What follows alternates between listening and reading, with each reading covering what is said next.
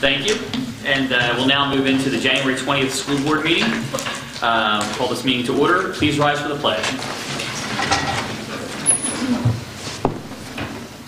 I pledge allegiance to the flag of the United States of America and to the republic for which it stands, one nation, under God, indivisible, with liberty and justice for all.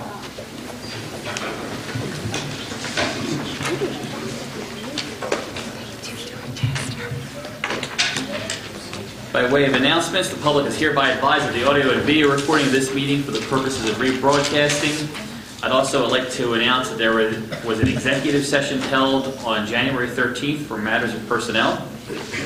By way of attendance, all board members are present. So we'll move into item number 5, recognition of guests and scheduled speakers. Dr. Zerbe. Thank you, President. This evening we have school board recognition for our members here, and today we have some first graders that are going to help us recognize the great work that our school board members do for this community.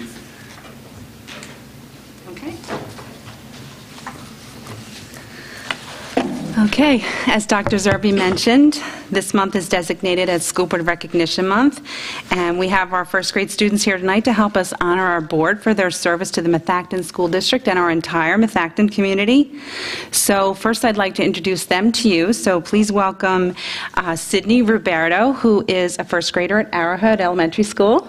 I'm in 4th grade. You're in 4th grade? Yeah. Oh. Well, I'm going to have to talk with your principal because that's not what I... All right. Luca Cifelli. Luca, okay. Noah Jones. 4th grade at Eagleville. And Emily Barber from Woodland. 4th grade. Excellent. First. And Anthony Cancro from Worcester. First. All right.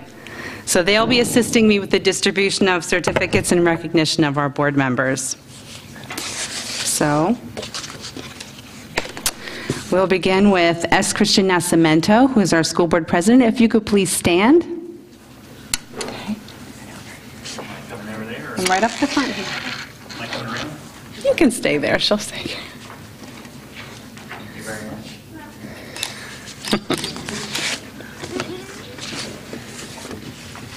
School Board Vice President Brenda Hackett.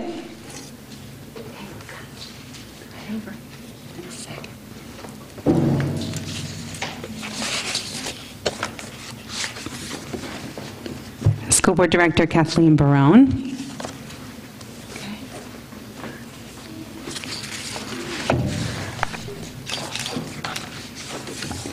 School Board Director Peter McFarland.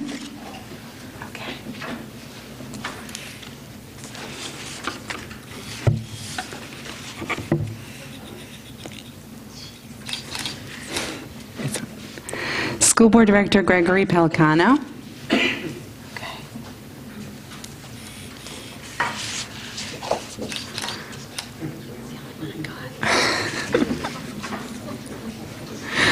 School Board Director James Phillips.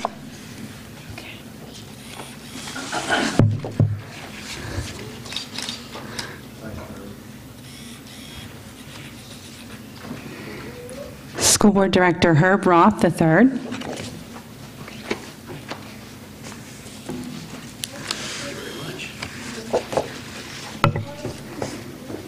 School Board Director Maria Shackelford.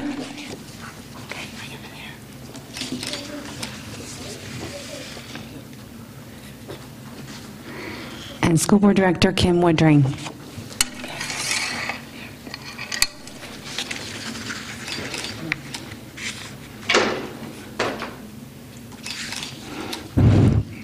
Thank you. Thank you, students, and thank you, board members.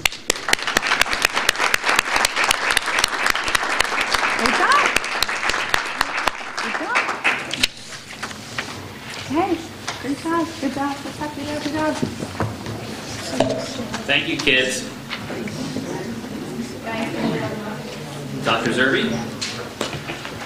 It may not be known to the members of the board this evening, but for our high school students, it is well known that this is final exam week, and in recognition of that, and the hard work and the studying that our 2 board representatives have to conduct, I would like permission from the president if I could just move the board representative reports up so that they could give their report and then be able to excuse themselves to continue studying for this evening.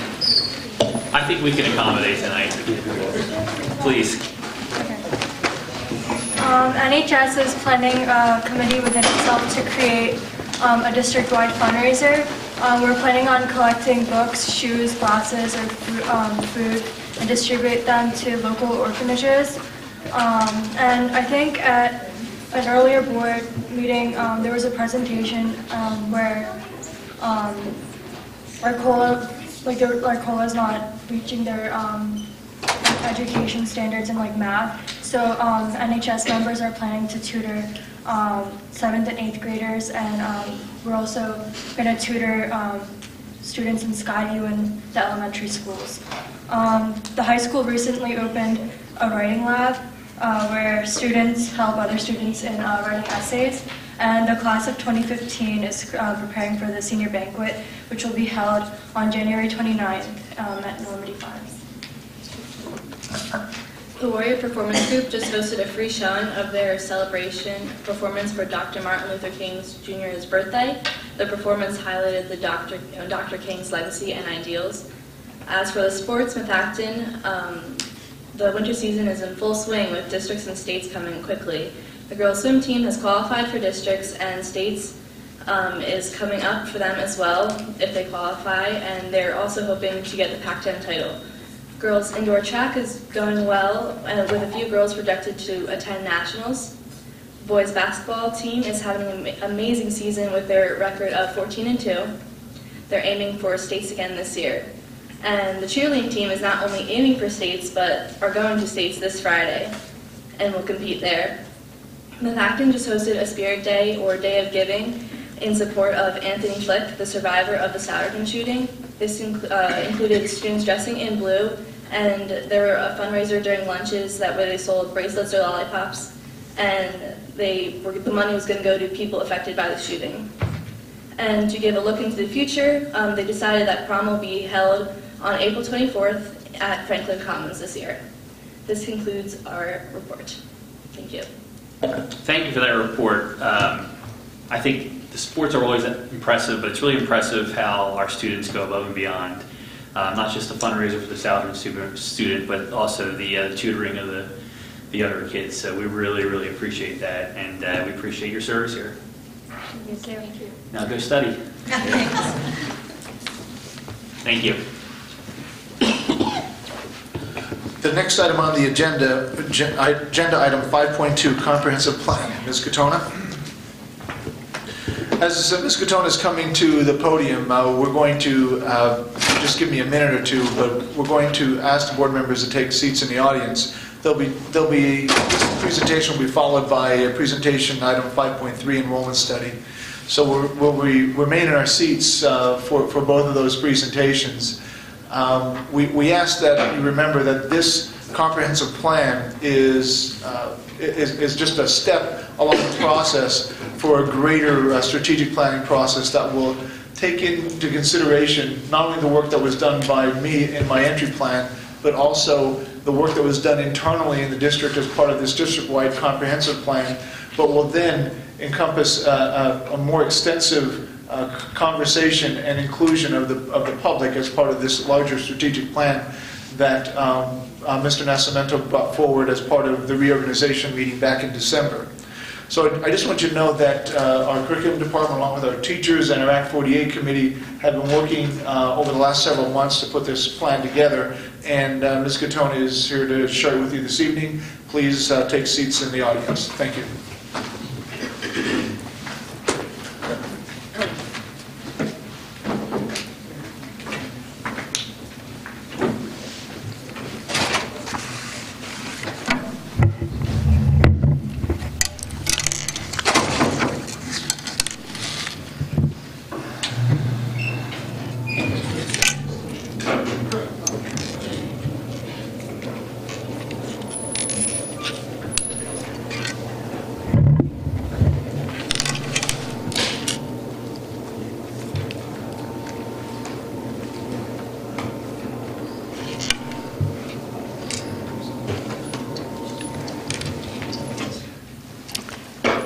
Okay, good evening.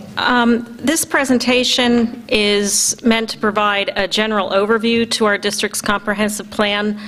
There are just about 10 slides here that outline what the plan is composed of, and I have a few other comments as I go along.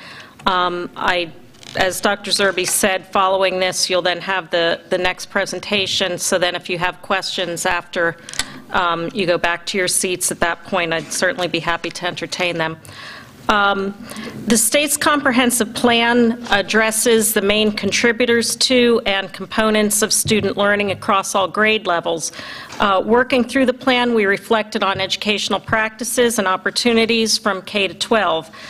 This aspect of the comprehensive plan is focused mainly on the areas of curriculum instruction and assessment, and it is an initial consideration of these areas.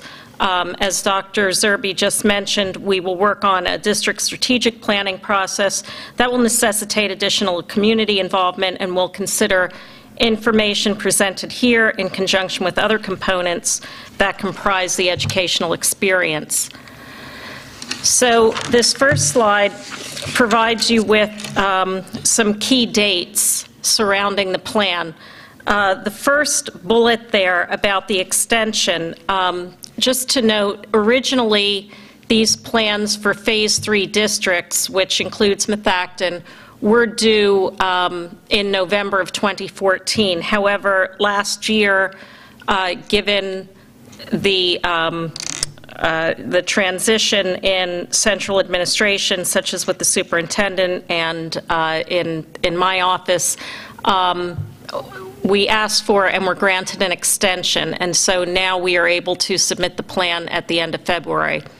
I'll talk a little bit more in a minute about the process, though, and how it has been worked on.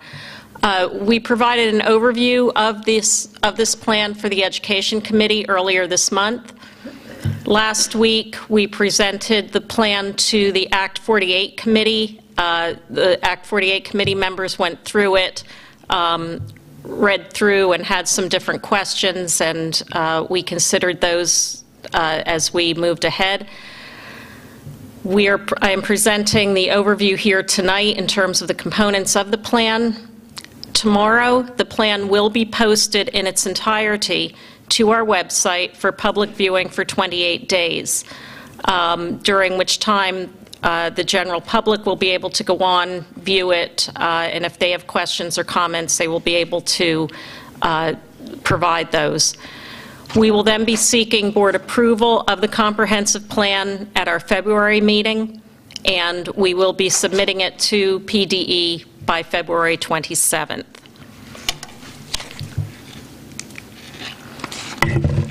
So the next few slides will show you some of the main sections addressed in the plan. So first, we have our district profile.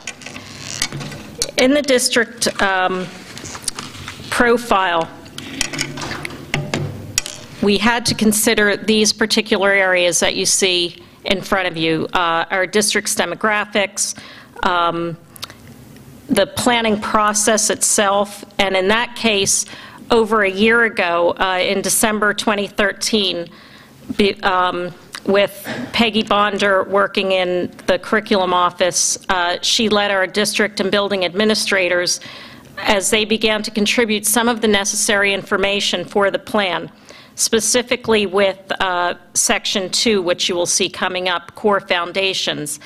The demographics and this planning process are basic information. Additional information has been gathered throughout the year through the Professional Development Office, through members of the Act 48 Committee, through curriculum review conducted through the Office of Curriculum Instruction and Assessment, and through the Superintendent's Entry Plan Survey.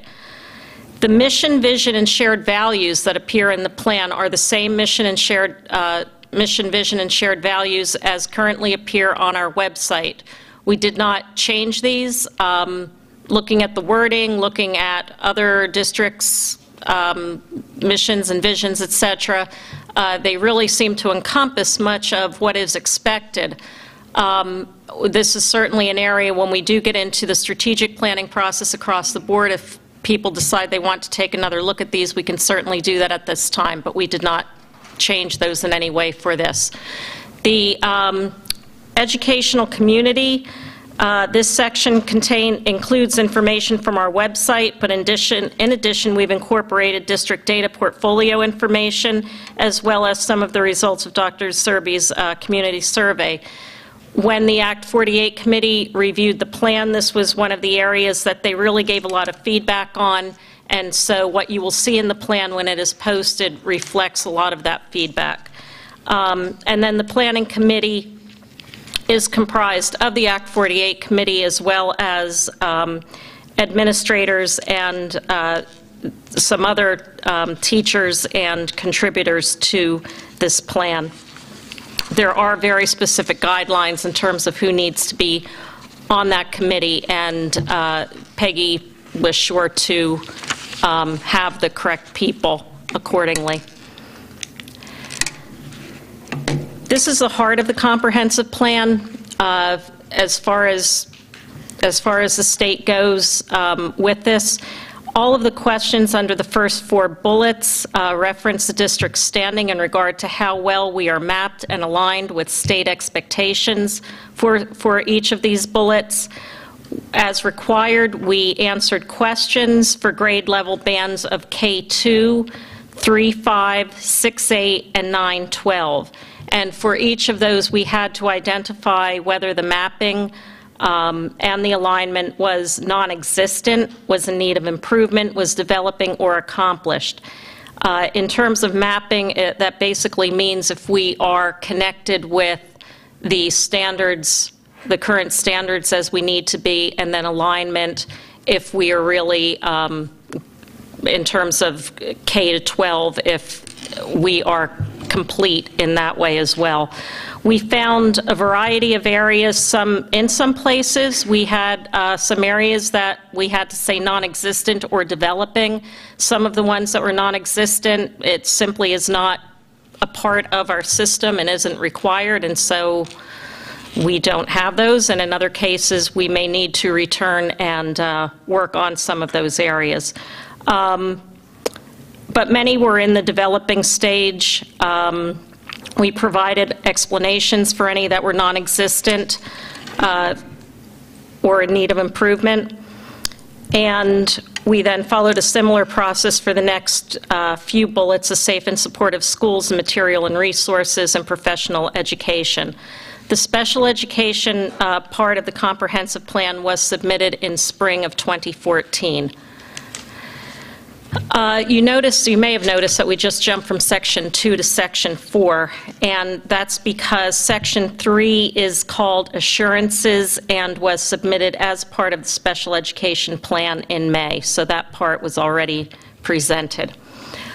The needs assessment had us looking for district accomplishments, district concerns, and a systems analysis, which we worked through looking at guiding questions. We aligned concerns with systemic challenges, and then we had to prioritize our concerns. We had to reflect on a variety of data sets, such as the school performance profile, PVOS, PSSA, local assessments, and graduation rates. So through this process, we identified 7 accomplishments based on the criteria dictated by the comprehensive plan. Again, it had to be very structured within certain guidelines from PDE. We also identified 5 concerns based on the comprehensive plan criteria and 6 systemic challenges. That is those areas that we really want to give some attention to across different areas of K to 12 or K to 12 completely. In some cases, we found that certain things were happening in pockets, but not across the board, so that systemic piece became very important. We had to work through guiding questions to help focus our efforts, and basically with each of the areas, with the guiding questions, if there was even one question that we could not say yes to, then it came up as something that we had as a challenge. We then had to, again, going through some pre-populated indicators, we had to develop action plans based on identifying the goals, providing the indicators of effectiveness, identifying strategies and implementation steps.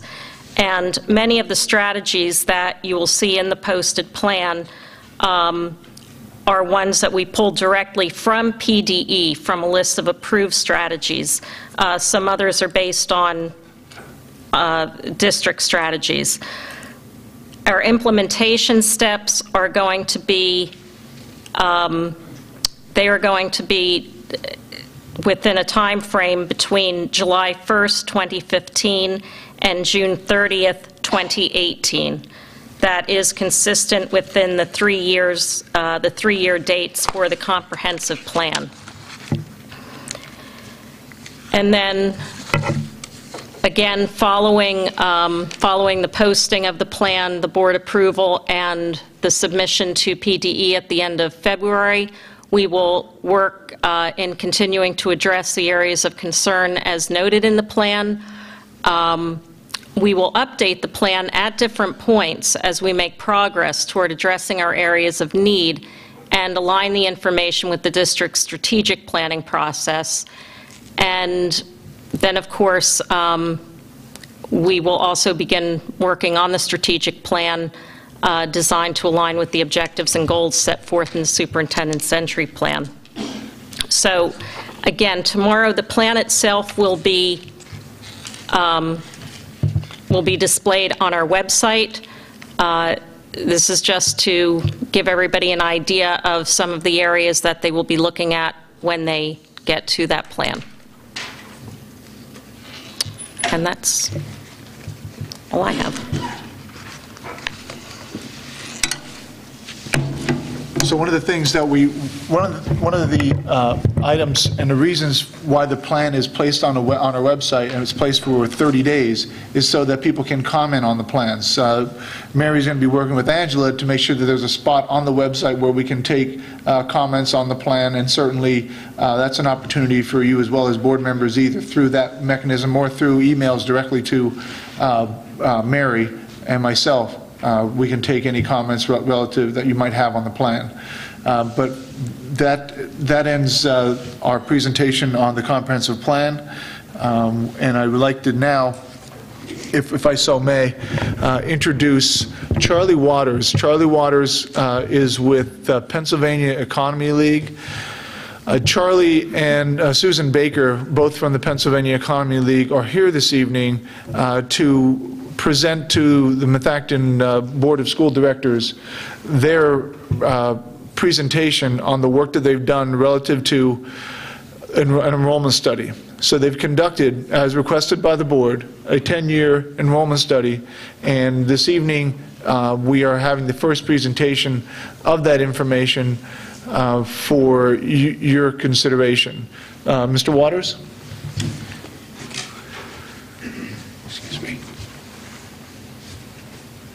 Good evening, everyone. I'm going to try to short-circuit a couple aspects of the presentation this evening in the interest of time. Clearly, the purpose of our analysis is to provide a base for the board to make informed decisions with regard to building, staffing, and program needs. And for the benefit of those who may be unfamiliar, let me briefly tell you that the Pennsylvania Economy League is an independent, nonprofit organization that undertakes research in government finance and government management. Our research ranges from broad-based regional and statewide issues to local budgeting and financial and operational planning. We have a statewide staff of about 40. We've been around since 1936, and in the last 25 years or so, Susan and I have been directly involved in about 175 studies of the type that we're here to discuss with you this evening. In the course of our work on this portion of the overall project that PEL is involved in. We looked at population trends, estimates, and projections, birth patterns, and other demographic factors. We talked with school officials and representatives of both of your municipalities. We reviewed recent and expected housing construction. We've considered land available for residential construction, zoning, sewage capacity, and other infrastructure issues and other factors capable of influencing growth. And we utilized a variety of techniques to assess and analyze a series of indicators, and of course we spent a great deal of time reviewing and analyzing your enrollment patterns over the recent past, cohort survival rates, grade progression experience, and so forth, and then tried to get our arms around the whole thing and develop a model and generate the projections. This evening we're going to present not just the projections but some other information designed to provide some perspective and continuity and to set the stage for the projections, and most of what we're going to outline should come as no surprise to those of you who have watched the district closely over the years. So we'll start with the basics, and we're going to move very quickly through them and then come back to them later and put them in broader perspective. Your population was up noticeably in the 1990s and the 2000s. However, it shows signs of clear slowing, both in terms of the growth since the 2010 census and the projection through 2020. Similarly, your housing experienced very strong growth in the 90s and the 2000s. However, it slowed very dramatically, and the average growth so far in this decade is 57 units per year, compared with 206 during the 90s and 229 during the 2000s. Very, very noticeable difference. To follow up on that, according to your municipal officials, there are just 4 approved residential subdivisions in the district and 3 that have been formally proposed. In addition, both the municipalities expect a modest level of infill and similar housing construction over the next 10 years. The current overall pipeline or inventory of new housing totals 687 units. 51 of these are in approved subdivisions, 516 are proposed, and about 120 reflect the infill and minor subdivision activity. The number of units in the pipeline suggests clearly a much slower pace of new housing construction during the next 10 years, as in the 2000s and the 1990s, but it is modestly a modestly faster pace than during the first 4.5 years of this decade. The potential rate of growth over the next 10 years represents about 5.2% in terms of the number of residential units. This is noticeably different than the 1970s, when the rate of growth was 38.7%. It was 9.4% in the 80s, almost 24% in the 90s, about 21% in the immediate past decade, and 2% so far this year. A footnote to the pipeline involves age-qualified and similar housing. A life care facility that's been proposed involves 334 units of this type, which is almost half the number of units in the overall pipeline, and these type of units do not have a direct or material impact on the district's enrollments. The next graph kind of ties together the population and housing growth over the recent past and your enrollments, and it reveals that there isn't necessarily a direct relationship between housing and population growth and your enrollments. If you go back to the 1970s, you can see that there is very strong growth in population and housing, but there was a decrease in your enrollments. During the 1980s, slowed growth in population and housing, and a much more dramatic loss in your enrollments. During the 1990s, everything was moving in the right direction. I shouldn't say the right direction, in the same direction, and the growth in your enrollments outstripped the proportionate growth in both population and housing. In the 2000s, again, all three were moving in the same direction, with population growth and housing growth proportionately exceeding the growth in your enrollments. During the current decade, it's only been a handful of years, but very modest growth in population and housing, a decline in enrollments.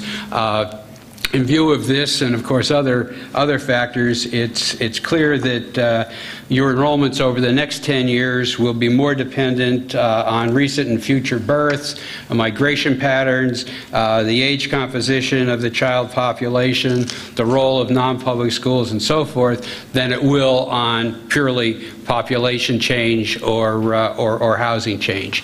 So we'll take a look at births, which are extremely important in the planning process and commonly a very powerful factor in determining future enrollments. What the graph depicts, I don't know if you can detect it that easily, but you've had a steady and fairly dramatic pattern of growth from the mid-1970s through 2000s, when annual births reached their highest level during the 44 years that we reviewed. This was a doubling of your enrollments during the, of your births during that 23-year period. This was followed by a series of decreases and increases, and by 2010, annual births have fallen to their second lowest level since 1990.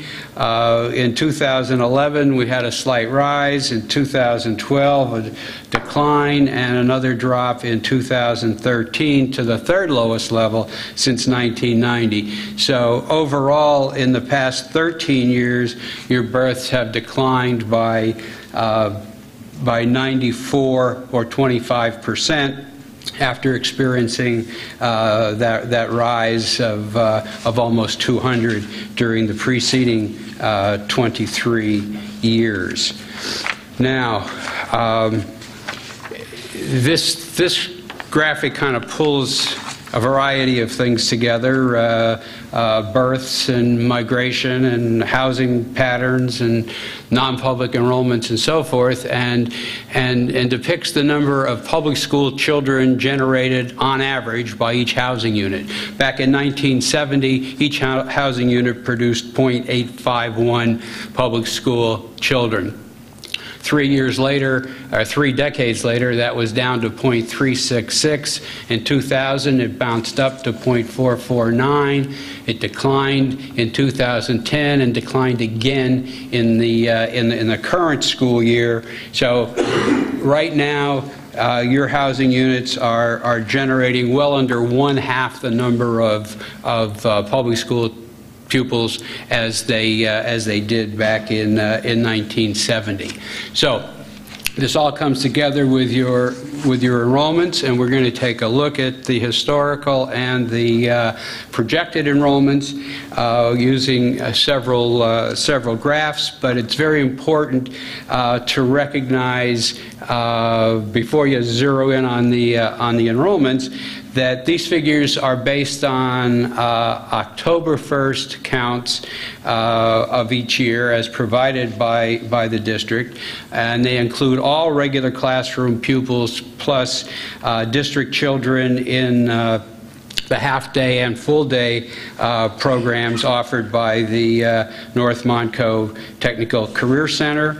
The vast majority of the district's special education pupils and some of the pupils who participate in the Brandywine Virtual Academy. So pupils in homeschool, cyber schools, charter schools, except the Brandywine, and children in non-public schools who are bused by the district are excluded from these numbers. If we look at the red line, it's your actual enrollments over the past 10 years. You are presently about 364 or 6.8% below where you were 10 years ago, although you can also see that during the first couple of years you experienced a bit of an increase. In the most recent 7 years, the decline has been almost 500 pupils, a little over 9%. Our projections indicate that the decline will continue, but it will be at a slightly reduced rate, and enrollments will drop from 4,974 in the current school year to 4,710 5 years out. That decline will continue in the second 5-year period that we projected, and your enrollments will total 4,509 in 2024-25, a slightly slowed pace during that second 5-year period. Overall, a decline of 465 pupils, or 9.3% during the next 10 years. Now, you'll see slightly different patterns when we look at the various grade groupings in the district. Your elementary enrollments, grades K through 4, are down by about 9% during the past 10 years, a little more strongly in the past 7 years since the high point. Your current enrollments are at 1,733. In 5 years, they will decline to 1,644, a drop of about 5%, or 89 pupils. The decline will slow somewhat in the extended period because of the flat or a consistent or fixed number of births on which the projections are based beyond the next 5 years. That decline will only be 54 more pupils, or about 3%, and all told, 10 years, the enrollments will be about 143 or 8% lower in these grades than they are at present, and the bulk of that decline will be in the next 5 years. If we look at the upper elementary grades, 5 and 6, we can see a little more of a jagged line historically. Your current enrollments are lower than they were 10 years ago, but you bounced up in the most recent year. The projections suggest that there will be an additional growth and then a series of declines and another increase. Enrollments will drop from 802 in these grades in the current year down to 770. It's a drop of about 4%. During the extended period, enrollments will decline from 770 to 711. Over the 10-year period, the decline in these two grades will be 91 pupils, or 11.3%. In your intermediate grades, the decline over the past 10 years has totaled 13.6%, stronger than we saw in either of the elementary groupings. We're down in the past 7 years, including 3 of the past 4. The overall drop from 899 to 777. Over the next couple of years, you might experience, or you will experience, a couple of declines and a couple of decreases. The net effect will be a drop to 731, just 32 children, or 4%. During the second 5-year period that we projected, enrollments will decline just modestly to 703. That's a drop of just 28 during that second 5-year period, an overall decline of 74 pupils, or 9.5% during the next 10 years. Your high school enrollments, as you can see, increased noticeably in the first several years of the 10 years that we reviewed, but we're down almost 200 pupils, or 10.6% from that high point. Current enrollment at 1662. The decline will continue. Enrollments will reach 1,565 5 years from now, a drop of 97, or 5.8%. In the subsequent 5 years, the decline will continue. It'll drop. Your enrollments will drop by another 60, a net decline of 157, or 9.4% over the 10-year projection period. We can talk a little bit about maintenance and follow-up, but probably not essential. It's in the report. Everybody will have an opportunity to read it and to be alert to the issues that you need to keep your eye on, including birth and housing activity and so forth.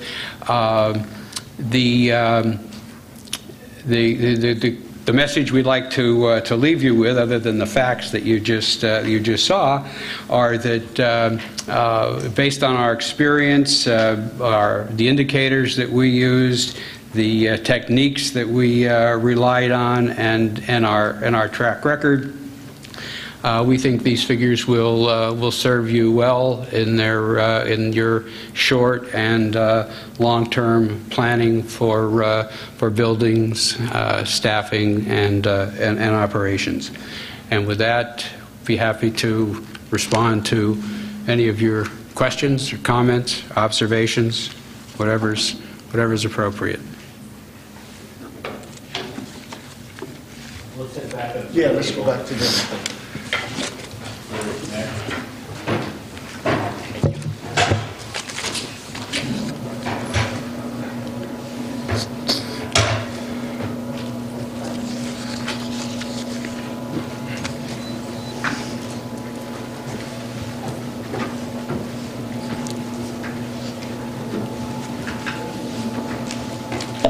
So we have two presentations, the comprehensive plan and the enrollment study, that will open up for board member questions. Let's do it one at a time, and let's start from the most recent one.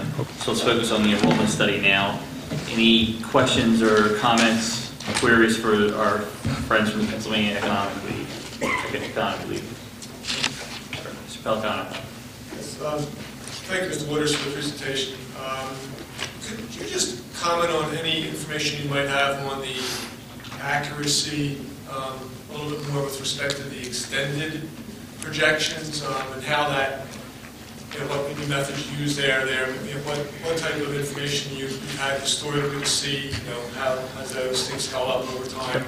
We use something called the mean absolute percentage error, which essentially is all the projections compared with all of the actual figures that we have available to track. During the first 5 years, the error factor is 3.06%, and that's based on over 800 data points. During all 10 years, the figure is 4.72, based on almost 1,400 data points, and that's a plus or minus. And again, in those figures are figures on many school districts for 10 full years. For others, we only have 2 or 4 or 6 or 8 years of actual figures to compare with the projections. Yes. Help me understand or walk me through the population or the birth trends. I think there was a spike that you had mentioned on the birth graph in 11. And then yet when we parlay that information over to the enrollment, that spike evaporates. So walk me through that. Okay, well, if you're looking at the total enrollments, you're looking at 13 years of births that start 5 years back and run back. So we take that into consideration. So you won't necessarily see an immediate cause and effect between a blip in births in a given year and your total enrollments. Now, you might... I was looking at your K through 4. K through 4. You might... The spike year, the biggest year, if you had all the information that's in the report in front of you, you might be able to look and see that in the fifth year after that spike in birth, you see a spike in kindergarten figures. But let's trace those kids. Between the time someone is born in the district and they enter kindergarten, two things happen, or more than two things happen, I guess. You have in and out migration of preschool age children. You have the effect of non-public school opportunities. So your figures indicate that when those children reach kindergarten, 100 children in kindergarten. Now, let me bear with me for 1 second, because I don't want to do this from memory.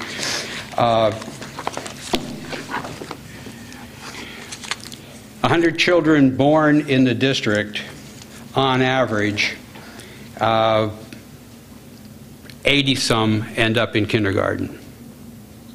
So you're losing 20%, give or take, to non-public or out-migration, although in your case it's not out-migration, because when we look at all the children in all the schools, public and non-public, we can see that you have more here than were born here.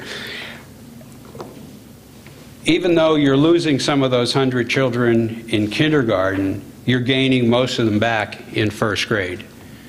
So that the relationship between your kindergarten entries in year 1 and first graders the following year bounce up by perhaps 20%, which would mean that your first graders are essentially equal to the total number of births that occurred in the district 6 years earlier.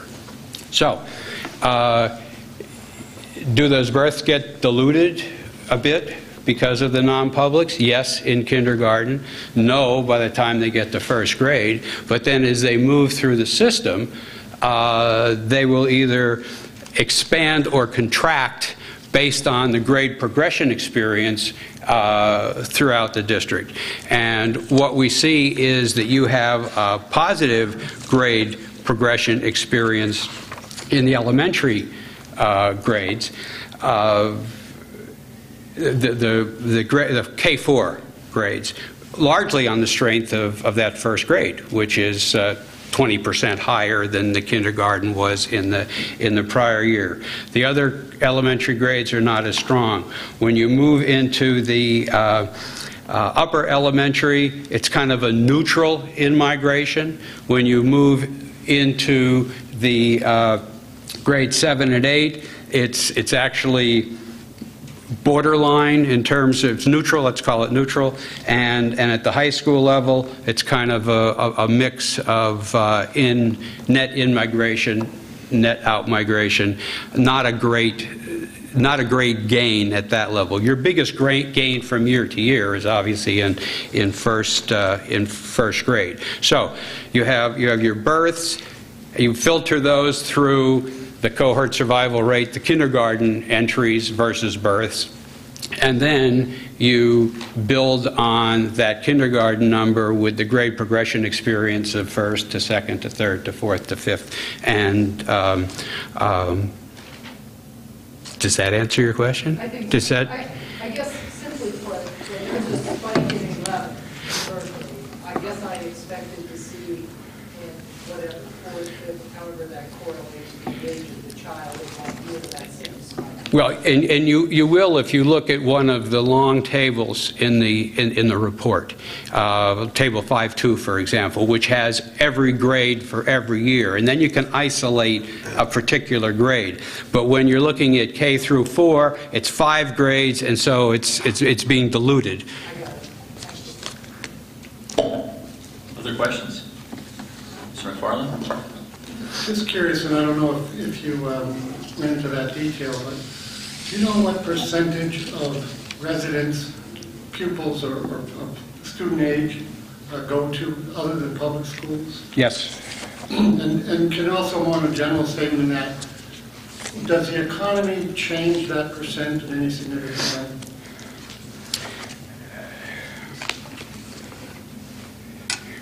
way? The latter. It depends.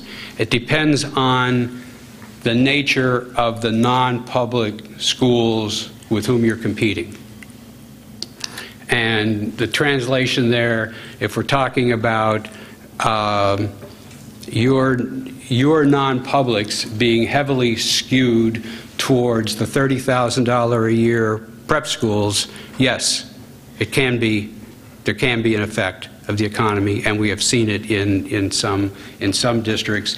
And you don't necessarily see it as clearly statistically as you pick it up in talking with school officials who trace and track children moving in and moving out of the system and where they came from and where they're going.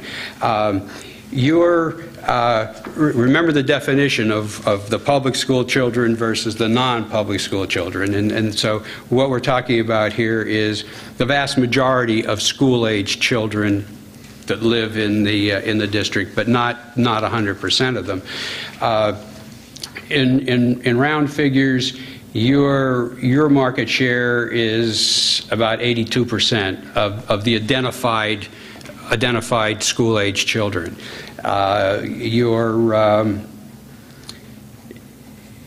Your figures overall are fairly stable.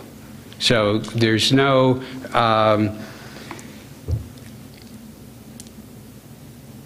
dramatic drop-off that can be traced to the or it would appear that there's no dramatic drop-off that can be traced to the economy, at least not to the extent that we've seen in some other districts. Mr. Phillips? As we're looking forward, we have our actual numbers and forecasted numbers going down the road. And as you look forward, I always believe you have to look back at history and understand the past on how we got to our current situation. Back in 07, 08, 09, we had Dr. Mollick, John Andrews out in the public talking about the birth rate decline, the enrollment decline. The district was saying we're going to have a 500 increase in students, and the people in the audience were saying now we're going to have a 500 student decrease. The projections the district had, we were going to be at 5,500 students. Where Plan Con B got voided out on a school project. How did they get the numbers so wrong at that time and build what they did based on what they thought were going to be increases in enrollment? And here we are in such a decline. And what worries me are how certain are we going to be continuing that trend of decline and not make a mistake that all of a sudden we're going to have a spike in growth and we're going to make decisions based on future enrollment? Well, I don't think we could speak directly to what transpired years ago with regard to the projections, what the circumstances were at that time, or what drove those projections. You mentioned 5,500. Your enrollments did hit almost 5,000, almost 5,500 back in 2007. And then, of course, the decline began in part based on larger high school classes from many years ago that were moving out of the system and being replaced by smaller first grade classes, resulting from that decline in births that began in the year 2000. So by 2005, in round figures, you had quite a head of steam entering, or a lack of steam, I guess, entering your kindergarten class, and the numbers have dropped even more so since then. So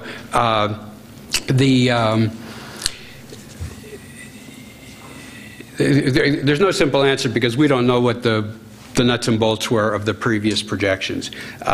We can say from the standpoint of our projections, we can see that the births have been on the decline for 13 years, on average, on the decline for 13 years. You have a couple of increases here and there. So that almost guarantees 13 years of smaller classes coming in and moving through than were previously in the district and are moving out. One of the tables in the report shows the relationship between first grade classes and the 12th grade classes that they replace. And I'm not going to try to quote the specific number of years, but the last 7 or 8 years, let's say, were all smaller than the number that's graduating. Going beyond the years for which births are available, we hold births at a fixed number based on the average of the past couple of years. We also show a higher line and a lower line based on the range of births in the last couple of years. So you have some sort of parameter. It's not unknown for people to do a linear regression on births. And if you did a linear regression on births starting here through here, your future births would be down, down, down, down, and the logical extension of that is zero births, which doesn't make sense. But the point is that's one technique that's used. And the other side of that coin is if you did linear regression on births from this period to that period, you'd have them over the moon by today. And so, that isn't the way it works. Births don't continue to rise forever. They don't continue to decline forever. But just one other element of this, our discussions with your municipal officials with regard to housing, which is normally connected to birth. As we suggested earlier, a clear slowdown. You have one township that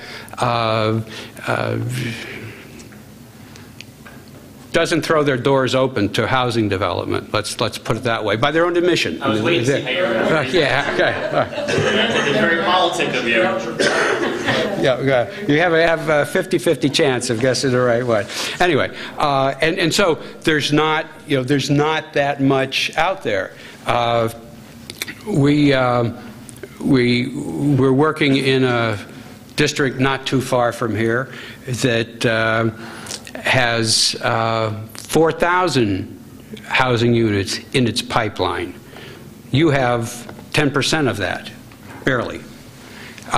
So the housing explosions of the 2000s, based on most everybody's judgment, aren't going to happen again. It's just not going to happen again for a variety of reasons. So we're comfortable, again, with the indicators that we've used and the facts that are on the table at this time, that these numbers are solid, and again, from all the districts that we've worked with over the years using the approach that we use, our figures have held up. That's not to say that we're 100% in every case, because things change. Private schools, Catholic schools close. I mean, that alone, forget about births, forget about housing, that's a wild card. And the other side of the picture is charter schools opening, drawing students away, not necessarily here, but in other districts. So there are a variety of factors that can affect these projections, but based on the environment remaining unchanged in terms of the non-publics and the housing and so forth, it follows the patterns that are laid out here, and the birth patterns and so forth. We think this is pretty solid. If your birth patterns start changing next year or in the year after, you've got 5 years lead time before that first child hits your kindergarten. So there's opportunity for adjustments and mid-course corrections and so forth. But again, we're pretty comfortable that these numbers will hold up. And the one aspect I was going to ask you was the housing starts, and you touched on that. And I'd say now that 10% of the 4,400, most of them are 55 and over, which ends up not affecting us. Exactly. In a negative way. And if you look at the trends in migration and so forth, you can see that's reinforcing. Thank you. Other questions? Any questions? Okay. Mr. Waters, thank you so much for your presentation this evening. I just want to make also mention to the board and the public that this is only one half of what was originally planned. We have a second report that we'd like to bring before the board. Once that report is completed and prepared and ready for presentation, that will be the capacity report. That is also under the guise of the Pell organization. So as soon as that's ready, we'll bring it before the board, and it'll be on an agenda in the future. Okay? Thank you for your time and your attention, and if there are any follow-up questions, Dr. Zerby, I'm sure will be happy to pass them along to us, and we'll get some answers for you. Okay? Thanks very much. Thank you. Now, let's take a step back to the, I'm sorry. Can I just ask, that presentation, will that be available for us to go back and review anywhere? The presentation seen this evening, absolutely, we'll provide that. We'll post that. Yeah, that'll be on the website tomorrow, right? Yeah, within a day. Okay. All right, so let's... Well, real quick, the utilization study or capacity study, when are we going? I thought tonight was the night we were going to talk about that. That study is not complete, and as soon as we get it complete, we'll bring it before the board and determine a presentation date. Originally, the plan was for us to bring both the enrollment and capacity report forward for presentation, but it wasn't ready for this evening. And so, do we have a date? I mean, I don't know where I missed that. I thought it was going to be tonight. And when did that change? That changed at the time when I was putting the agenda together for this meeting. In consultation with board president, we will determine what due date is necessary for that capacity study to come forward. It may, if after we determine that it can come forward sooner than a regularly scheduled meeting, we'll still have it. But at this point, we don't have a date in mind. But I will consult with him, and we will address that with the board as soon as possible. We'll get that in front of everyone as soon as we can. Going back to item 5.2, are there questions for Mrs. Katona on the comprehensive plan?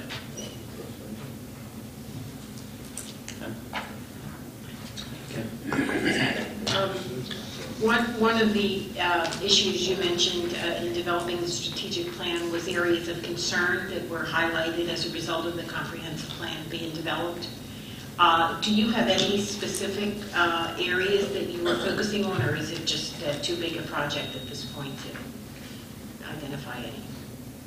No, they're in the comprehensive plan itself, as you'll see when it's posted tomorrow.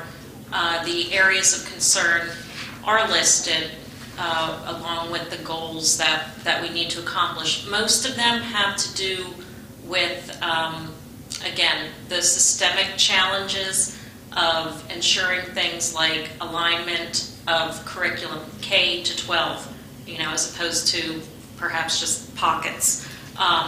Best instructional practices K to 12, things along those lines. That's mostly what they cover around.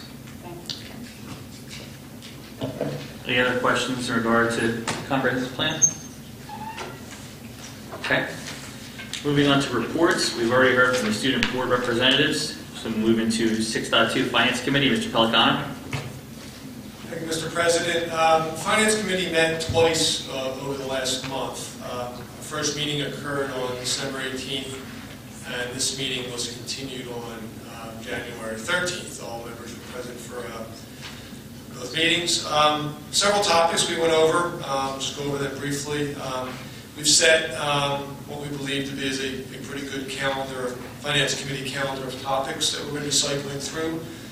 During the course of the fiscal year, Mr. Whiteleather discussed some of the various topics that we thought would be most beneficial to be discussed during the fiscal year.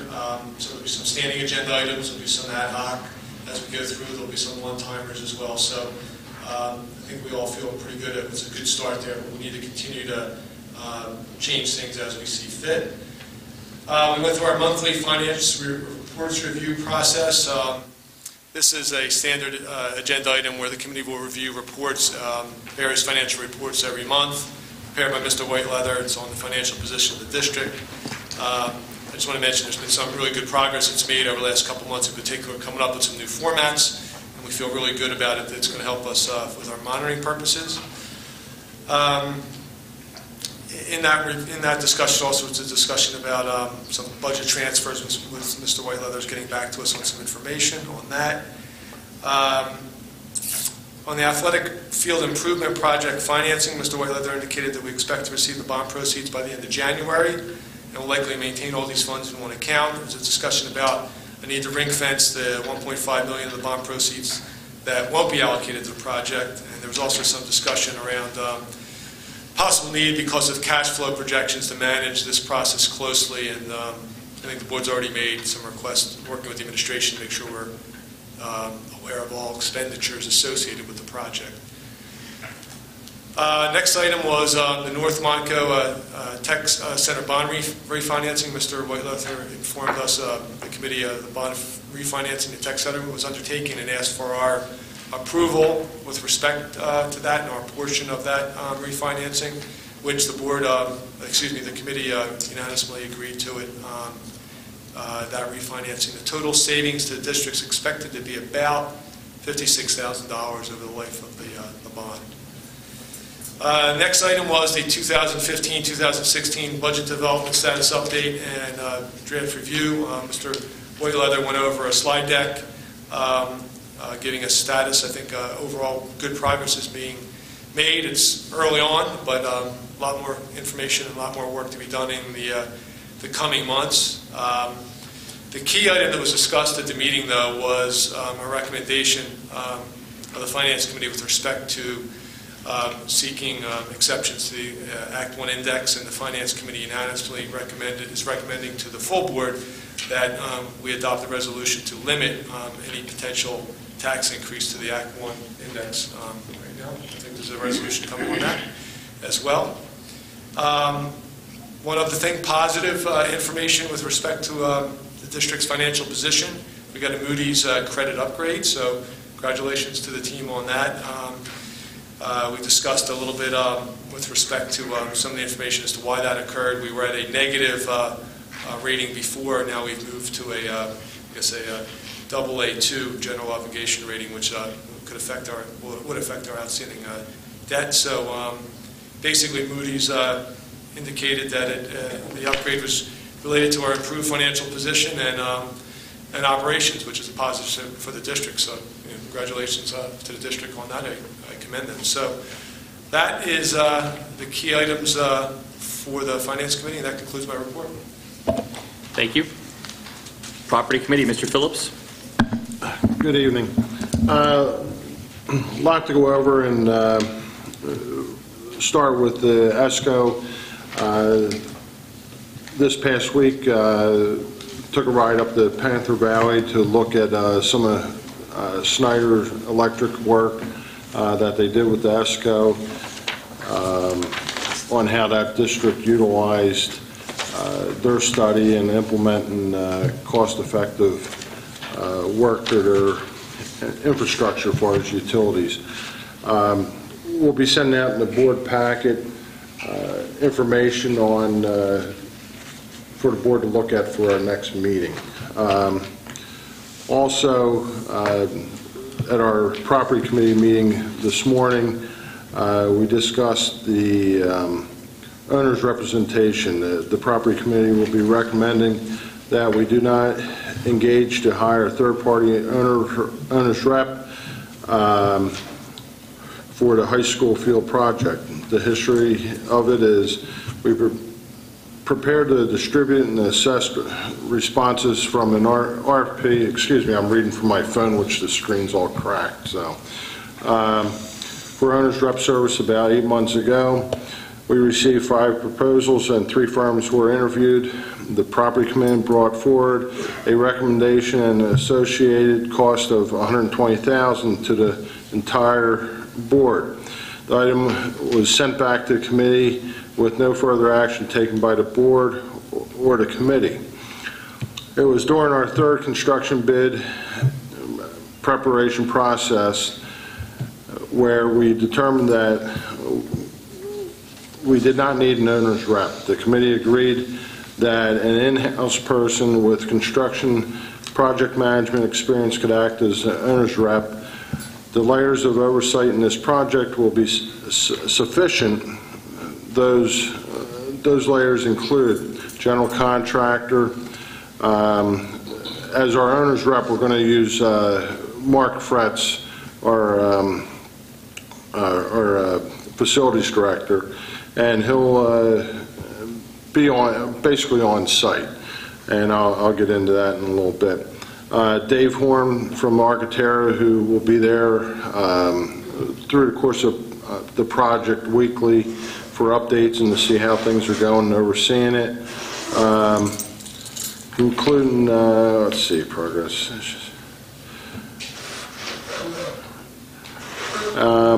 And also, Mascara offered that if in need of a second opinion on any matter related to that, he would be more than willing to lend his employees that has experience in that area. The proposal is, it was a recommendation that was to be moved forward tonight by the property committee that we utilize the director of facilities, Mark Fretz, to act as the owner's rep. Mark Fretz will be relocated from his office at Skyview Arcola and moved into a trailer attached to the Farina building. We will contract for part-time secretarial service not to exceed $15,000 to support Mark and address this project's communications and information needs. Mark may shift some duties, responsibilities to Tim Bargalow, and he's the assistant facilities manager during the construction time period. Mark's responsibilities will be the liaison between the contractor, administration, and project architect, observe the on-site testing procedures whenever practical, observe excavation, trenching, and backfill procedures in the field for safety concerns and specifications compliance whenever practical. They'll monitor construction traffic routes, school designated traffic routes in an effort to avoid conflict, examine perimeter construction fencing daily to make sure there are no breaches in the secure perimeter. Also, I'd imagine that would be for stormwater runoff during construction. Be on call to interact with unforeseen circumstances. with the rise during the construction day, accompany soil conservation district inspector whenever scheduled to be on site if possible. Company consultants, construction site visits, attending and participating in weekly construction meetings, monitor daily construction progress, have an active role in change orders, discussions, and review of pencil copy invoices. Almost done. Present change orders, requests to school district administration, and be able to offer insight on change orders to the board of directors. Assist in the development of punch lists and fulfillment of the same. Report any concerns to the contractor and the project architect, and I'm sure also to the board. With that being said, then I would say the next segue, the other thing we discussed was change orders and how that would be handled with administration and the board. We'll have to decide if there's a dollar amount that the administration will be able to make that determination on the change order, because whether it's an emergency situation where it'll stop the progress of the project, but if it's over $15,000, that they come to the board, and they feel free to clean up what I had to say. No, I think that's all accurate, Jim. We're just going to, the only item before the board, and I'm going to hold it off until old business under section 15 of the agenda to have the conversation about the owner's rep. The other two items that came before the property committee today will be, more detail will be provided to the board prior to the February meeting for your consideration at that time. Okay, thank you. Thank you. Human Resources and Personnel, Mr. Roth. Thank you. This evening before the regular board meeting, we had our first committee meeting of the new HR committee. We covered just 4 items on the agenda. We did a staff update. Bob Harney gave us a staff update, and also basically to cover what is on the agenda for approval tonight. We passed out a rough draft of our committee profile, and all the committee members will take a look at that, make some changes, think about it, chew on it a little bit, and then get back to Dr. Zerbe or myself in the next week with any changes to the committee profile. Mr. Harney gave us an update on the Act 183 update, which requires 3 years renewal on all persons who basically come in contact with the students, whether it be volunteers, all professional staff, everyone. And this is a new, this is an update, Act 153, right? Okay. So basically, the clearances will have to be renewed every 3 years. So now we're going to be putting in procedures to do that and accomplish that.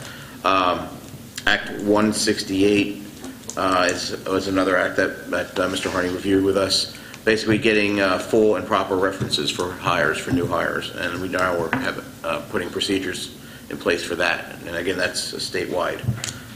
Then we did go into executive sessions with matters of personnel, and that concluded our meeting. Thank you. Thank you. Education and Curriculum Committee, Mrs. Hackett. Thank you. The Education Committee is a new committee. We had our inaugural meeting on January 5th. We have 4 board members on the committee. In addition, we have Dr. Zerbe, the superintendent, Mrs. Katona, the curriculum, instruction, and assessment, Mrs. Bonder, who is a teacher on assignment, Troy Sosnovic, who is the director of technology, and Dr. Susan Angstad, who is the director of pupil services. The first thing we worked on was the profile of the committee, and we have a draft that is going to be hopefully finalized at next month's meeting, and then it will go to the policy committee.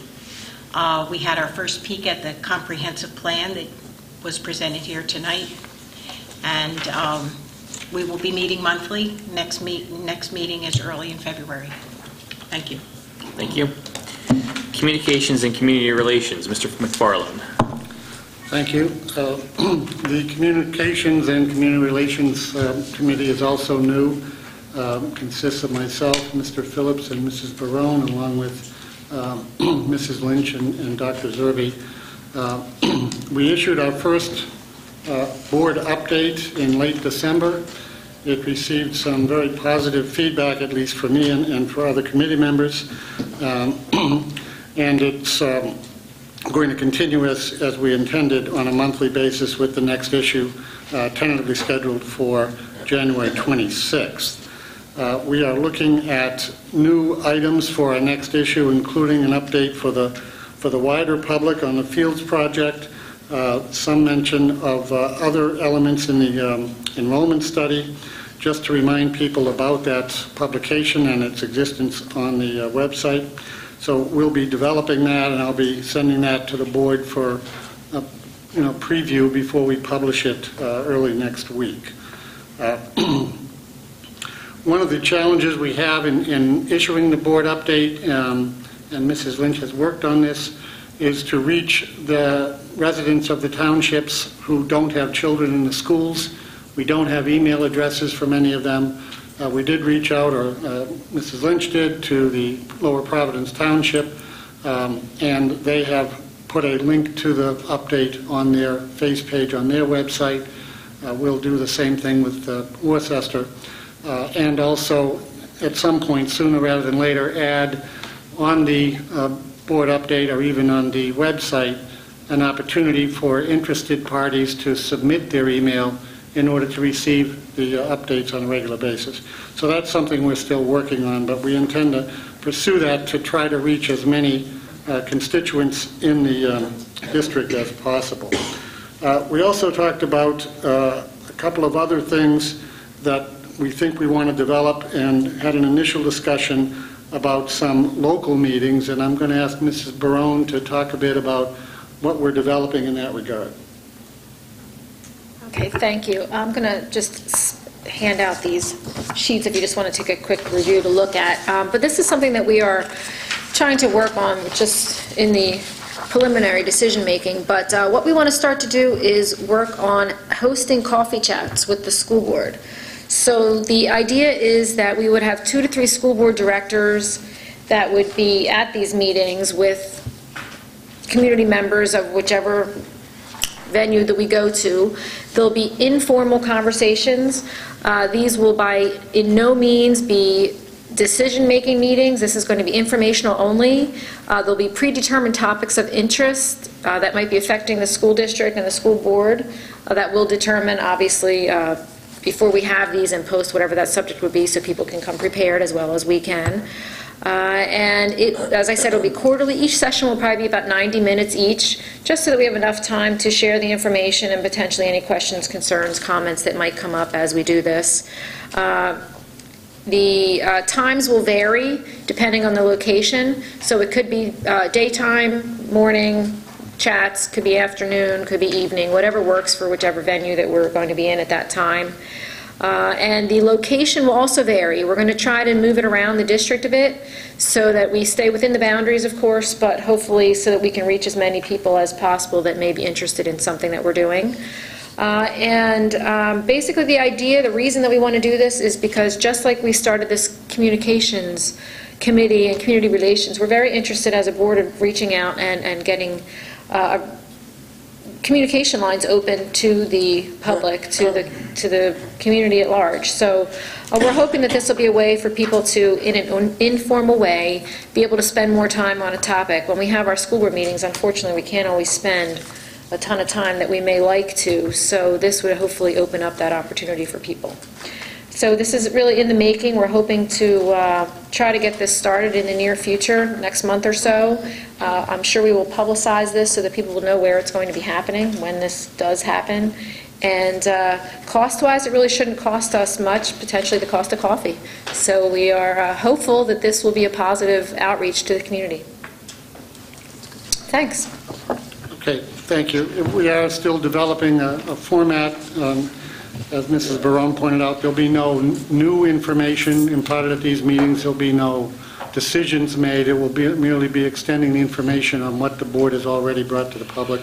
in a smaller venue. So we'll be developing that further and bringing a more formal presentation to the board. In addition to that, we are also looking at some way to communicate periodically with the home and school associations in order to keep them appraised of the developments that are being brought before the board as well. So that's our current status. We meet again early next month, and I'll be issuing another update sometime early next week.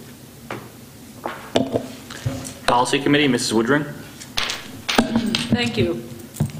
Policy Committee met on Wednesday, January 14th. Mrs. Barone, Mr. McFarland, Dr. Zerbe, myself, and Mrs. Hackett were present. Mr. Harney joined us as an expert presenter.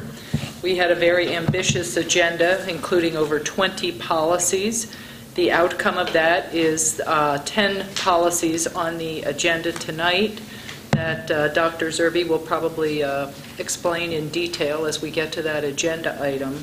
We've got 3 as a second read and 7 as a first read. And our next meeting will be February 11th. That's it. Thank you. Intermediate Unit, Mr. Phillips. Our meeting would have been last night, but being that was a holiday, we did not have our meeting. I will have an update for you next meeting. And North Monaco Technical Career Center, our meeting's tomorrow night, and Kim may have some other things. Yeah, I just looked over our agenda for tomorrow evening at the Technical Career Center. It looks like largely business as usual. We will be talking about policy there on student wellness. There are a couple donations we have to accept, but it is a rather abbreviated agenda. That's it. Thank you. Communications, Mrs. Lynch.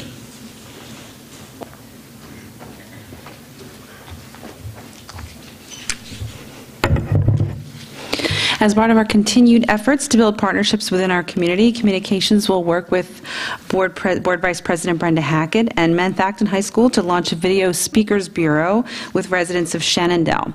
Next Monday, Methacton High School students will travel to Shenandoah to pitch the program to residents there with support from Mrs. Hackett. This program will have interested students participate in videotaped interviews conducted by Methacton High School journalism students. The completed productions will be stored electronically and cataloged for use within the high school curriculum. The Communications Office is also working with the Business Office to finalize our planning for the launch of the district's online school store powered by RevTrack. Plans are to prepare the Summer Community Education Program Guide for online registration, and in the coming weeks, the site is planned to go live to accept donations to the district's capital campaign, as well as payments for outdoor education. Online donations are also part of the district's second phase of the Warrior Pride Capital Campaign, which Dr. Zerbe presented earlier this month, which, as Dr. Zerbe presented, will focus on opportunities for all for giving. This will include fundraisers with our athletic teams and other supporting organizations, and a number of other events designed to bring awareness of this important effort. More information will be available in the coming month. Thank you. Thank you. Superintendent's Report, Dr. Zerbe. Mr. President, I'd like to provide a brief summary update for the board and the public on both the what I consider to be goals that and milestones within the board goals as established on 9/23/2014, as well as bring the public and the board up to date on some of the goals that were established for the superintendent as well. There's quite a bit of detail.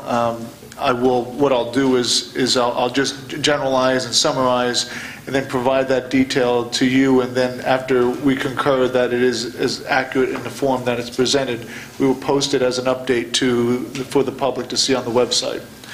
So essentially, when we talk about some of the goals, as the board has established goals related to education operations and to finance and projects and capital, under education, we had some of the presentations that were requested in meeting the in-year achievement goals. Ms. Katona had 2 presentations, one on October 21st for PSSA and one on October 17th for the SPP scores. With regards to operations in general, some of the documents were provided to the board in draft format for decision-making purposes. on a December 9th, 2014 executive session meeting. If we take a look at some of the finance goals, there were documents as well provided for the board as it will be indicated on the website. Some of those items were provided as an example. The item was increased fund balance. Well, in an October 2014 Finance Committee, significant discussion occurred around that particular issue and how to deal with the revenue gain from the sale of our bus fleet. And we had a lot of discussion relative to how to best position that. Not only does a goal not only has a goal been established by the board, but discussion about how to best utilize not only those funds from the bus sale, but any other surplus that we may have as a result of closing our books out from year to year were discussed. So there's ongoing, consideration to that matter, as well as our interest in getting to that particular point. And the fact that we've established these types of goals, and the fact that even over a year ago, and with the board's help in looking at a sustainable organization, I just got to put kudos not only to Mr. Whiteleather, but to the rest of the board members that are looking at a strategic matter of making sure that not only are we responsible for taxpayers and responsible for providing a high-quality education for our students in Methacton, but we're also doing it in a manner that will be sustainable long-term. And that's really important, and that's why we got an upgrade in our Moody's rating. So I just want to say congratulations on that as well. Lastly, in summary, some of the goals for the board was to start a fields project and to conduct and present a student enrollment study. So many of those items are either in progress or have been completed. Again, the summary after reviewing it with the board president will be posted to the website. With regards to superintendent goals, again, some of those things parlay into the board goals, so I won't go into much more detail about those items, but I will talk about the items that are outside of the relationship to board goals, and they are to establish a culture of data-driven decision-making. I will let you know that Ms. Gattone and I have been working on this particular process. We're in progress.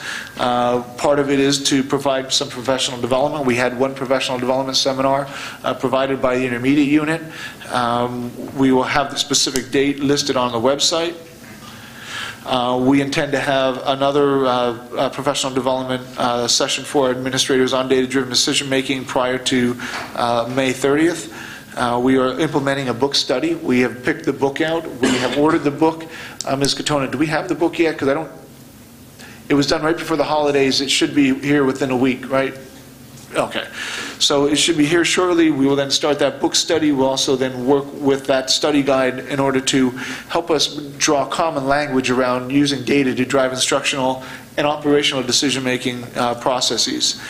We have established a pilot program at the elementary level in dealing with using data to drive instructional decisions around mathematics instruction improvement. We will provide reports quarterly on that progress. In addition to that, item 10 on the superintendent's goals, and the last item was implementing a meaningful comprehensive plan that considers all existing plans, goals, objectives, policies, etc. We're well on our way to moving forward with that plan. This evening you'll see that there is an agenda item for your consideration. We put an RFI out to, I believe, 7 total organizations that provide strategic planning services, and we received their results, and I have that agenda item for your consideration so that we can move this process forward. And with your help, we can not only take the input from the community as part of the strategic plan, but the work that was shared with you here this evening, as well as any new information, and to set the vision for the future of Methacton moving forward. So that, in summary, is just a brief glimpse to let the board and the public know that we are making progress both as a board and as a superintendent towards the goals we established for this particular school year. There's still work to be done, but by all means, we are heading in the right direction. That ends my report. Thank you. At this time, we'll now take public comment on board action items. Is there any member of the public wants to comment on any items that we're going to take action on tonight?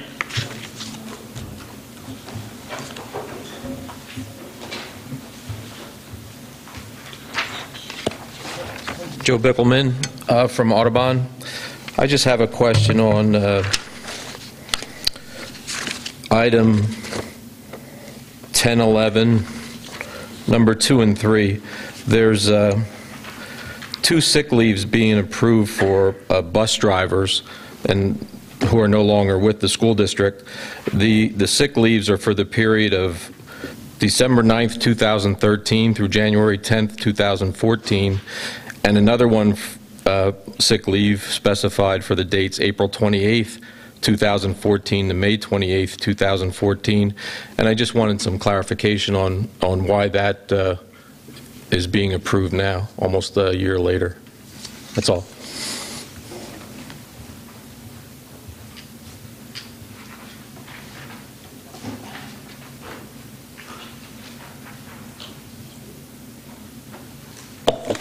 Any additional public comment on board action items? Okay.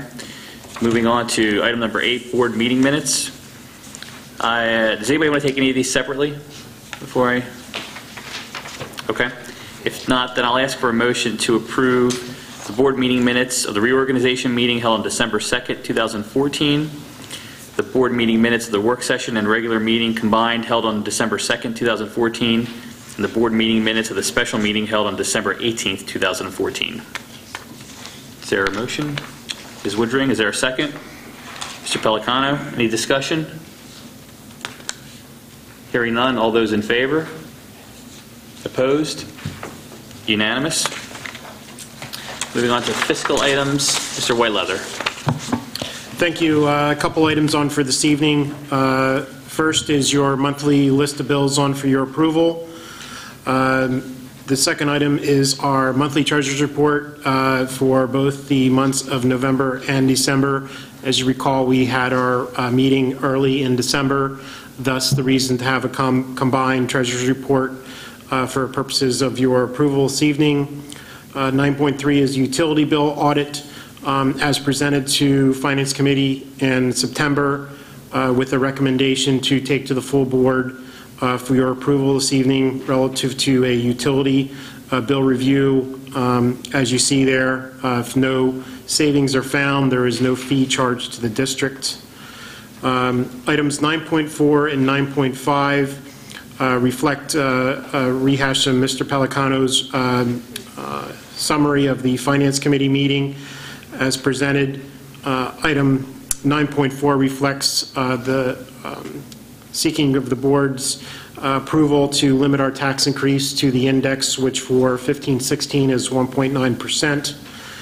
And item 9.5 is the resolution to approve the refunding of the North Monaco Technical Career Center debt for the savings of approximately $56,000 to the district.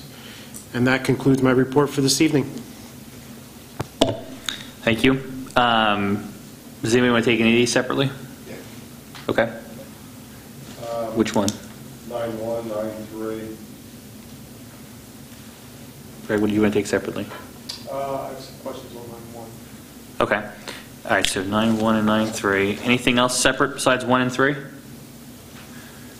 Okay, then I'll ask for a motion to approve items 9.2, the treasurer's report, item 9.4, the resolution number 15-04 for the 2015-2016 budget, and item 9.5, resolution 1505, which is the resolution for the refunding of the North Monaco Technical Center Series 2010 bond.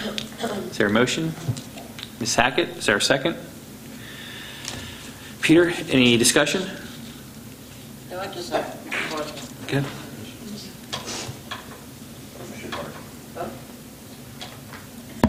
There you go. There it goes.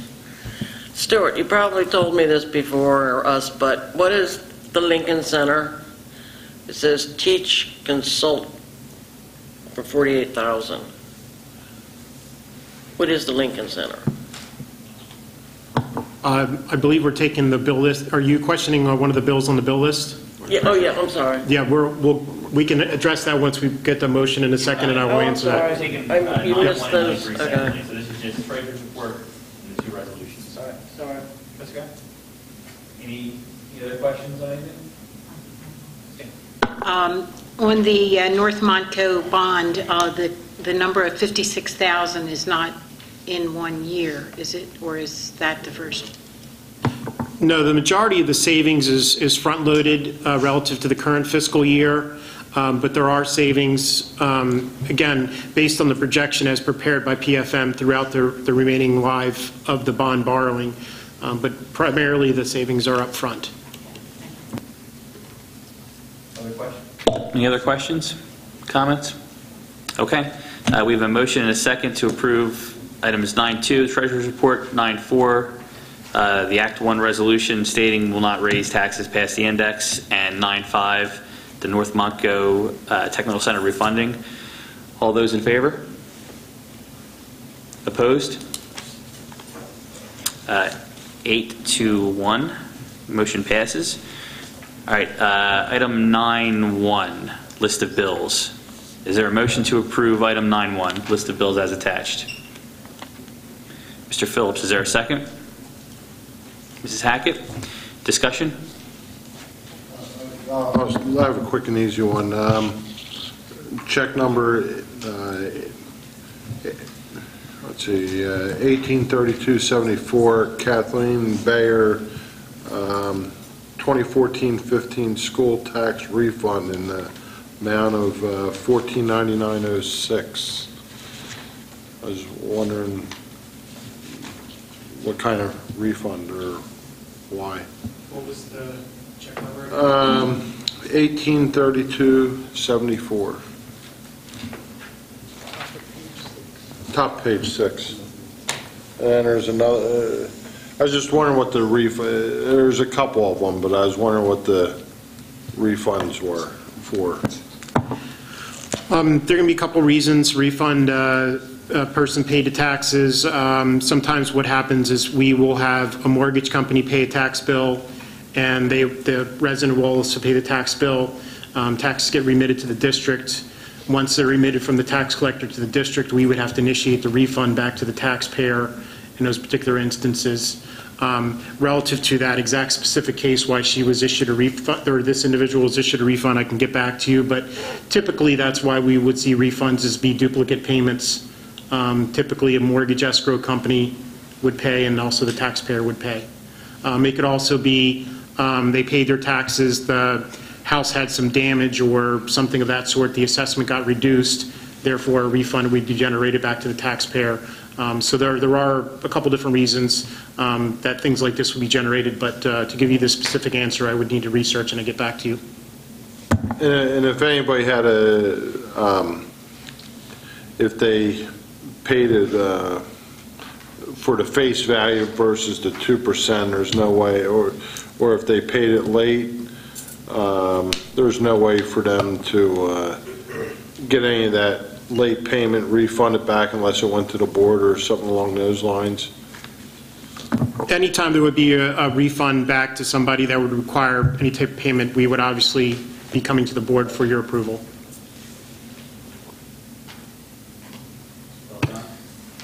Yeah, I noticed a bunch of checks this time around for uniforms for various sports teams. And I just wanted to ask the question, because I see that they're all done with different vendors. I was just wondering whether, is there any opportunity to consolidate some of those, maybe for some savings? I'm not sure if Mr. Spiewak or whoever would look into that. Just curious. It may not always fit given the nature of some of the teams, but I just thought I'd ask. I know that's what we had done in a local sports organization to be able to save some money, so just thought I'd ask the question. Yes, what we do is obviously we would shop around for the lowest responsible provider of the product that we're looking for. Again, there's no harm in us going back and looking at the process again, seeing if we can do some type of consolidation through multiple orders. Obviously, there's always avenues and always opportunities for us to look for additional savings, and certainly we would do that annually as we would look at any type of need throughout the organization. check. Were you the question? Yeah. Now can I ask Stuart? The Lincoln Center. No, you Stuart. can't. At page 9, what is the Lincoln Center? Lincoln Center is through our special education program. Services are offered through the Lincoln Center provided to our students. Very often, well, for us, there are certain services that you, just for purposes of having that provided in-house versus having it externally provided, it's more cost advantageous, especially when you start looking at staffing. For us to hire an employee becomes a multi-million-dollar career decision, because once a person is on, obviously stay their career, versus being able to have an outsourced operation provide services as they're needed. Special education, obviously, we use very heavily for various services, ranging the spectrum from anything from physical therapy, occupational therapy, speech, numerous services. So Lincoln Center is one of those providers for us within that venue. Okay, thank you. Any other questions on 9.1? List of bills? Seeing none? All those in favor? Opposed? Unanimous. Final item 9.3, utility bill audit. Is there a motion to approve the Eric Ryan Corporation to conduct a utility bill audit for a fee of 30% of any recouped savings for a period of 12 months, with the caveat that there is no fee if no savings are found? I'd like to table it. Before we make a motion to vote on it, I actually would like to not even get to the motion part. I'd rather have a quick discussion. If the discussion warrants, then go to the motion. But if not, I'd like to make a motion to table it until further discussion. Well, there's a motion. So are you making a motion to table, or do you just want to talk about it? I'll make a motion to table it. Okay. There's a motion to table. Is there a second? Okay. Motion dies from lack of a second. Is there a motion to approve? Yes. So, is that a motion? Yes. All right, so motion from Kim, second from Brenda. Discussion? Jim? Okay. First off, utility bill audit. How did we come up with Eric Ryan? Two, as far as utility bills, there's a lot of companies out there that will look at your bills, figure out ways to get you better rates without charging you a fee of 30% for anything they saved you. I just think, how did we evaluate to get to this guy? We'll charge you something. It may be less than 30%. What I'm asking is, how did we get to this guy? I mean, property committee didn't see or put an RFP out to find out what the vendors are. I get dozens of calls, mail from a lot of people trying to sell me services for apartment buildings, and they're going to save me, and it doesn't cost me anything. So I'm seeing the 30%, that throws a flag. Let's stop there and answer that threshold question. What's the backstory on this then? Go ahead. Obviously back in 2014, in that September time period where we took this to Finance Committee, what we did is we initiated a proposal for multiple companies. We reached out to 4 companies. We received back 3 proposals from each of those vendors. What we were seeing were very similar in the extent that they would provide the service for free as far as evaluating utility bills. The issue became more of the duration of time that they would collect a fee if they would find savings. We were typically seeing companies wanting to collect fees over a 2-year period versus a 1-year period of the Eric Ryan.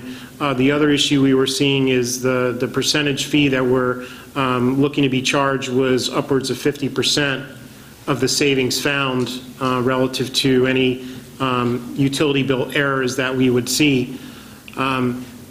Basically, the process for us is anytime you look at a utility bill, and even when you look at your utility bill at home, there's so many different levels of fees and surcharges and things of that sort. It becomes very difficult to administer that on a expert level basis internally. So utilizing a company like Eric Ryan, and there are others out there for this service. So let me ask this: you evaluated others, or you did not? Yes. How many did you evaluate? We received 3 proposals from different vendors for this service. And the differentiation point for Eric Ryan was that it was a lower percentage and a longer, or a lower percentage and a shorter payback period for them. That is correct. Okay. One question, because when people have approached me for my own energy and they give me their spiel, I tell them to call the school district. I say, that sounds like a great plan. I tell them to call the school district. They call me back and they say, people don't return their calls. They don't get a response, etc. So I'm wondering how this is all handled and where the oversight is from the board's aspect of how we go about looking at these people. I mean, is this something that we had a committee of board members that reviewed these? I think this is something that... No, this is something the administration is bringing forward. It sounds like we went in front of Finance Committee in September timeframe? Correct. Okay. And then the administration went and looked at 3 vendors and is bringing a recommendation to us. That is correct. Yeah, I think the board should be a little more involved in vetting these and looking at it. I just when people get back to me and say, hey, people didn't call me back or not taking my calls when they're trying to... Well, that's 2 different issues, right? I mean, I know. And well, first of all, if you hear that, if any board member hears that, and they need to report that to me directly, and if my people aren't returning calls, then I'll take care of that. But when we're talking about that's totally separate from what we're suggesting here this evening. As we've been continuously doing our due diligence to help reduce our costs, not only do we find ways of trying to reduce our costs, this being one of them, but we also, seek the conversation of the board as part of that process and as part of the goals outline that.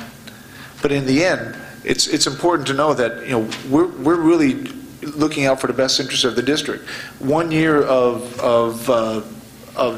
this review could provide some substantial savings long term for us. I mean, it's a matter of getting, I don't know if we ever recall when an audit was last done on our utility bills. So it's important that we have something done. If there's a concern about the process, we certainly we can revisit that process. But I don't know if the process is going to be more extensively vetted compared to what we did here. I mean, we took reasonable steps. We sent the RFIs out to 4 unknown vendors. Did we have any relationship with the vendors? We did not. How did we find the names of the vendors that we sent to? Did an online search for companies that provide the service, sent out the information to them, received their responses. Yeah, unless there's an organization what we'd rather have us look at. Hold on. Hold on. Brenda had her hand up first, and we'll get to her. So I have actually been involved with such energy audits that people have done. They specialize in doing this in nonprofit communities, and when these businesses first started doing this, they usually took 50% of the savings for a period of 2 years. So this is a much better deal. It's 30% for 1 year. And it works. It's not a scam. It's a real business that does a real service for an organization such as this one. Mr. Roth? Yeah, and this was floated to the Finance Committee. I checked my notes, because I was the chair at that time. It was titled Utility Savings Program. Other than that, I don't think anything has been said about it since then, unless it missed at some point, or I don't know. But it was put back on September 23rd. It was, and then the delay was really a matter of us moving it to the solicitor for review.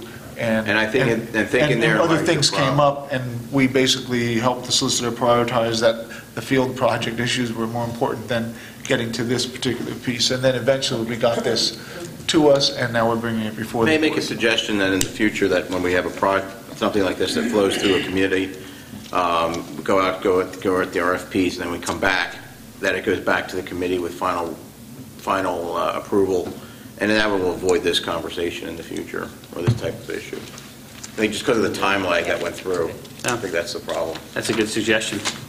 And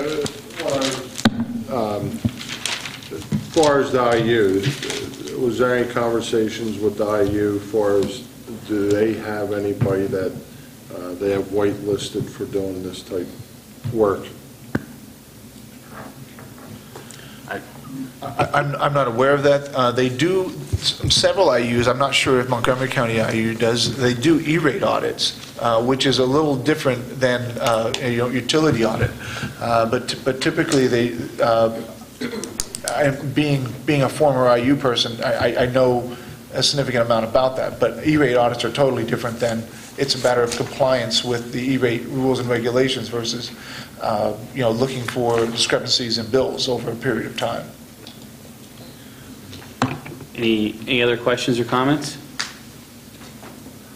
Okay, we do have a motion and a second to approve the Eric Ryan Corporation to conduct a utility bill audit, 30% of any recouped savings for 12 months. No fee if no savings are found. If there's no other questions or comments, I'll call for a vote. All those in favor? Opposed? 8-1, passes. Thank you. That concludes fiscal items. Moving on to personnel items. Mr. Harney. Yes, we have one resignation professional for your approval this evening. We have 2 resignations classified. We're asking for your approval on administrative title change that more accurately describes the current duties of the Director of Technology, Child Accounting, and Safety. We're asking, we have got 1 change of status classified for your approval, 1 compensated leave professional, 1 uncompensated leave professional, 3 uncompensated leave classified. We have supplemental contracts, 5 for your approval, and you'll see pending completion of Act 168 requirements. Mr. Roth talked about that a little bit briefly before. We have expanded requirements when it comes to background checks, so some of these will not come back in the same timely fashion that it was when we were doing them ourselves via telephone. So you'll be seeing this as we go through for employment purposes, that if we don't have it all completely returned to us in the time of the board meeting, we'll be adding pending completion of Act 168 requirements. Should anything come back that we're concerned about, it would obviously kick them out of the process. And so that you'll see that under supplemental contracts, community education, and classified substitute list. We have 1 addition to the community education faculty. We have 10 additions to the substitute classified list. We have 2 volunteers to add to the previously established list that you've already received, and we have 1 advisement. Okay, thank you, Mr. Harney. Before we get into anything, I'm going to ask that we take a quick recess and go into executive session to discuss a matter of personnel. So if the board, the administration can retire for an executive session, we'll be right back.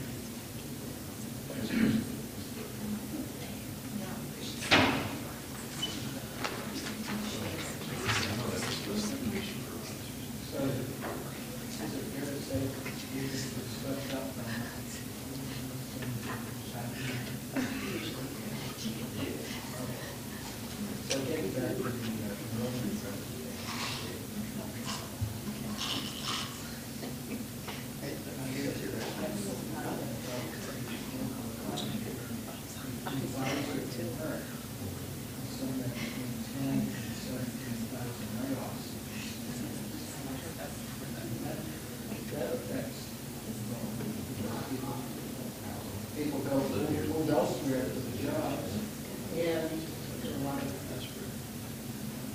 undervalued housing. So if you want to look at the new housing in this area, not plenty of it. They're going to find the used houses are a lot cheaper than putting up new houses. New housing. Now, that's what the project is.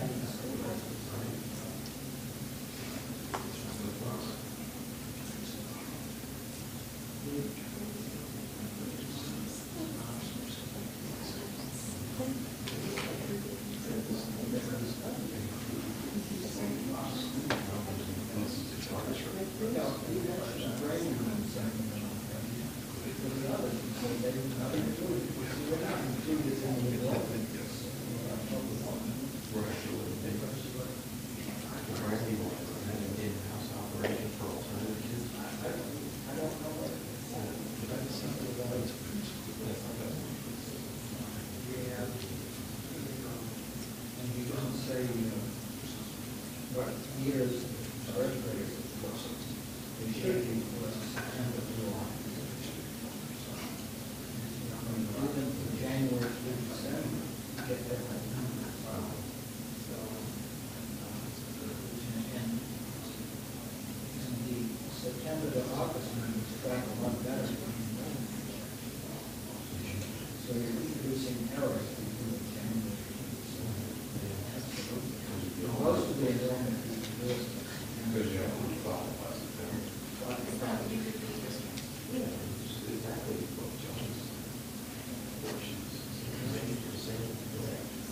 so out in 2024, we're about 4% higher than I think it's really good. But I did birth enrollment projections. It says birth class did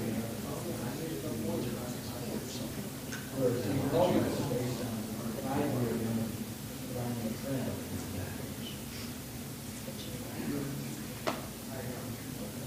You didn't break down the birth. Oh, I did. You did like that, right? But he did it based on that. For the last 2 years, September to August, we had 257. Right. So based on the last 5 years, this is what I project.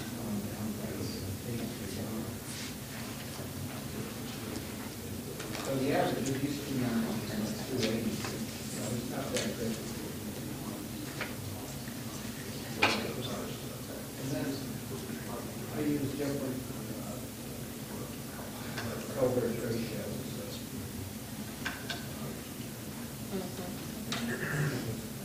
In other words, projecting a gradual recovery of the economy.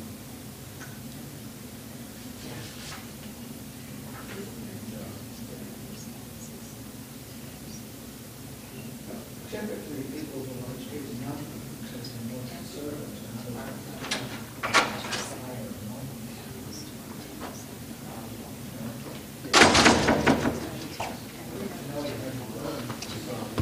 Right now, we've got 1,500 SBCs. It should be actually more realistic rather than conservative. Did you think I would cross the room?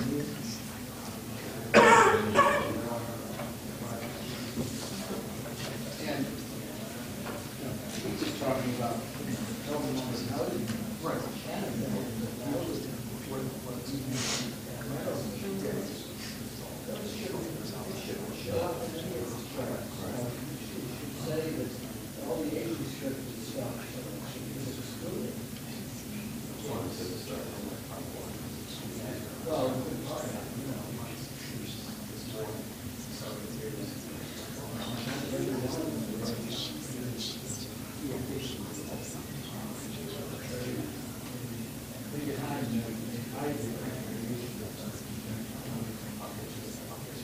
number.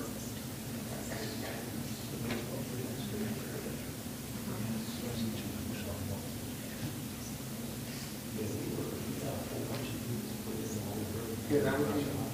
I didn't even come in as yeah, maybe what else? This has, basically, like, next to nothing. Yeah.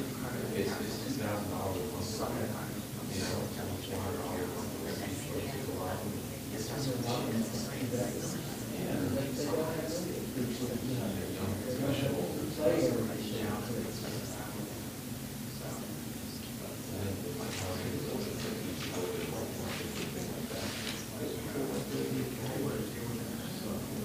The other thing is that this year, the kindergarten loans went out.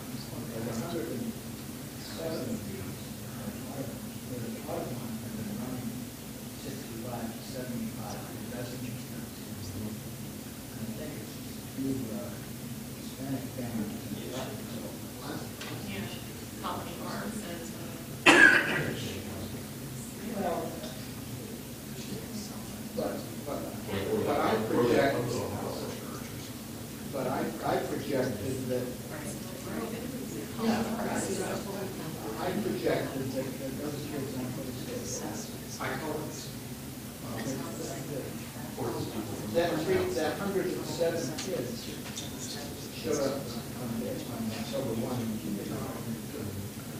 It's not going to be much. It's going to be at least 20 less than that next year. And then they're not all going to go into the first grade, and they're not all going to go to the second grade.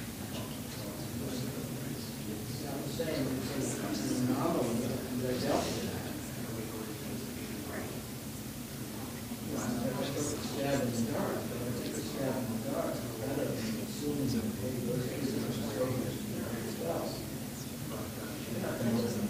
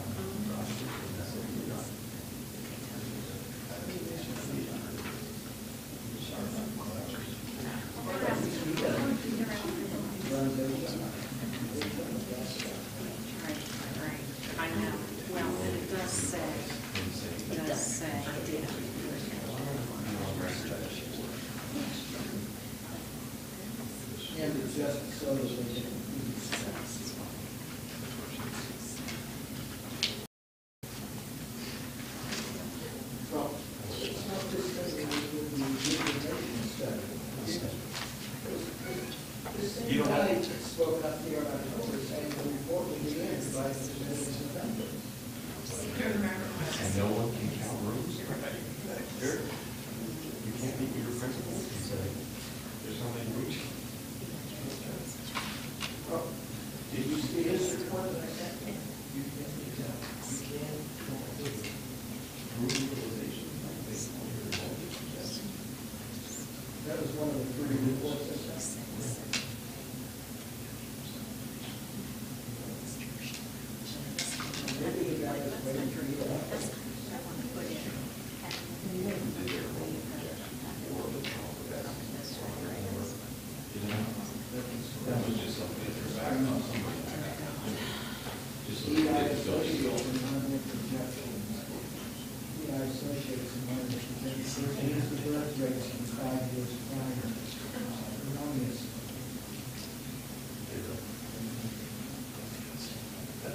Put in, back then, the birth rate 5 years. Yes. They were projecting 6,500 students. Get the science wing built. It projects like high school over like 1,800 kids, like I remember back from the publications where they said it was going to be over.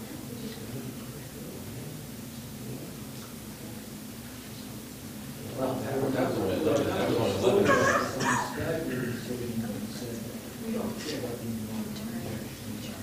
We have to do some renovation. Why did they just do that? Why add space for another 950 kids? They ended up with the largest little school building in this Commonwealth.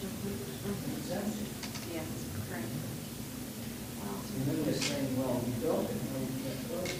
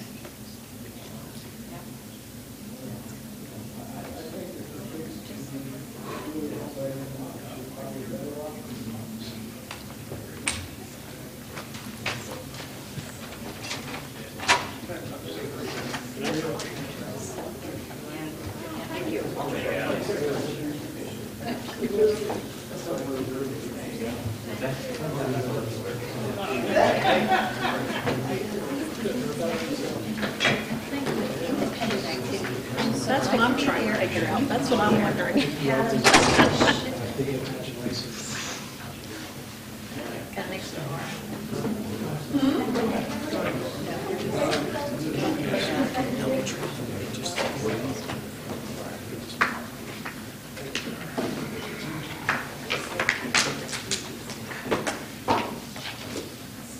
Everybody in? Okay.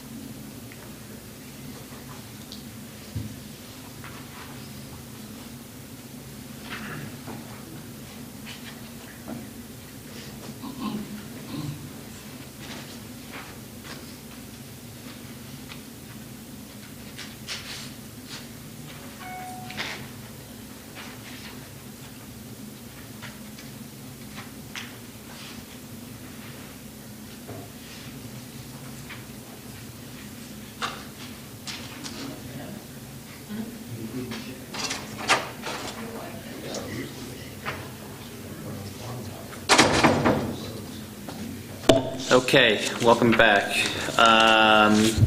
So personnel items. Thank you, Mr. Harney. So is there any items that anyone wants to take separately? Any items that anyone wants to take separately here? Personnel? Okay. Then I will ask for a motion to approve all items under item 10, personnel. Mrs. Hackett, is there a second? Mr. Pellicano, discussion?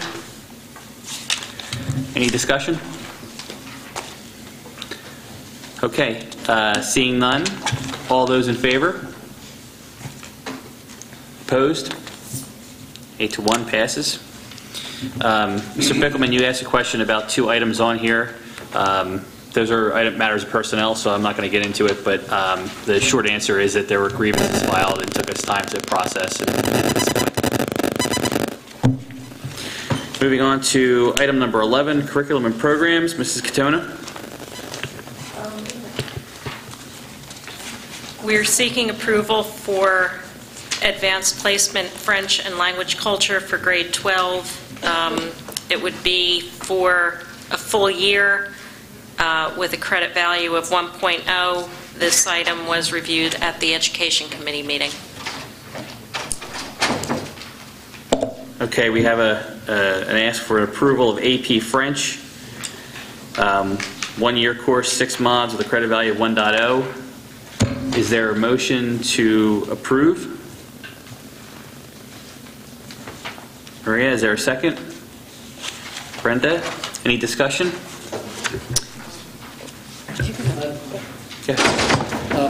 Can you tell me how many students are in this same course at grade 11 right now? I looked at the enrollments for French. The students who would currently qualify to go into the AP, we are looking at approximately 35 students. And then I looked a few years out, and the numbers stay pretty consistent, going down to even 8th grade in our COLA at this point. Okay, so just to follow up on that then, what did students do in this year and the previous years that had, this need for this course? What was the alternate that they undertook?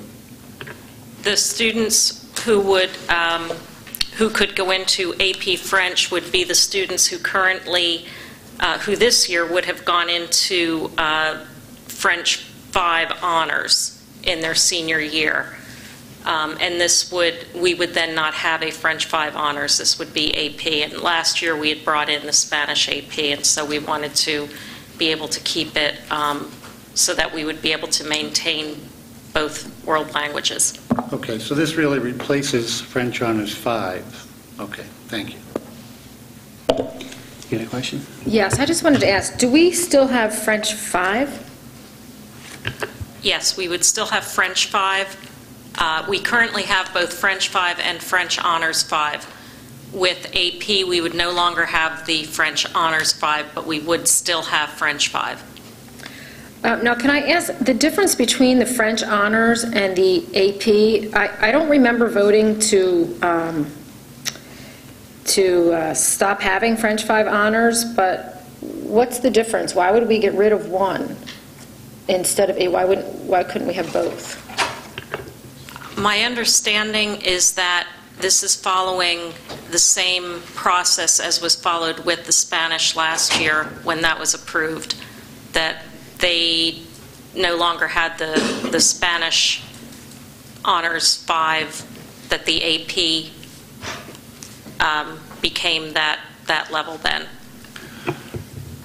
I think maybe just to support that response is the AP course, in replace of the French 5 honors, provides additional benefit to the families and the students in its rigor and in its ability to use the scores on those tests to forego having to take some language requirements at a university that participates in that program.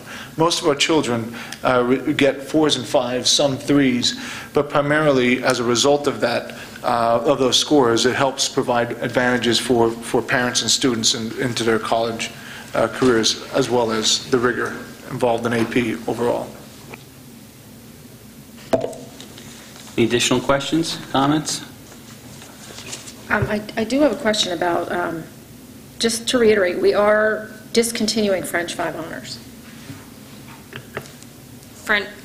right? Yes, We're replacing it with... Students would either go into French 5 or they would go into AP French. Right. So I guess, and I don't know if this is a question for you or for who, but I guess I thought our policy was that we are supposed to vote as board when we're going to discontinue as well as add. And I know I don't remember, and maybe I'm wrong, but I don't remember this coming to us. I guess I was under the impression we were having both. Because the way that I look at this is there are two different types of kids. The AP, while I think we should have it, and I'm going to vote to keep this, not all kids want to take that test. So I'm just curious as to where we are. And did I miss that? Maybe I wasn't at that meeting that we voted to discontinue. No, I've never brought anything to you about discontinuing. I was not aware that was something that was typically done. Again, my understanding is that when Spanish AP was put into place last year, that that's what happened with Spanish as well. And I think, too, in terms of kids going into the AP, it isn't, when they go into AP, they don't have to take the test. I mean, if they want to, they can. It's that level of rigor, that it's up a notch from the honors, because I think if the honors were the same, then we would be all right with having the Spanish AP and just keeping French honors, I would imagine.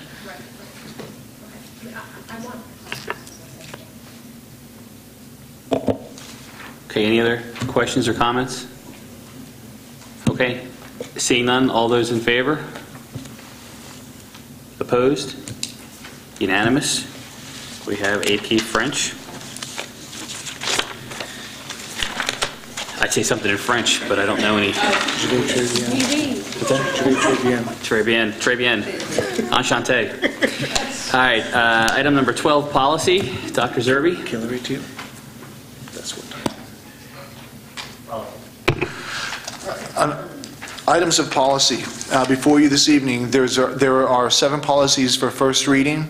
I will just make mention that all 7 of those policies reference to Mr. Harney's conversations regarding the 2 acts, Act 153 and 168, that were discussed earlier, not only in Finance Committee meeting, but were also discussed at great length in the Policy Committee meeting. And these policies reflect the changes in law.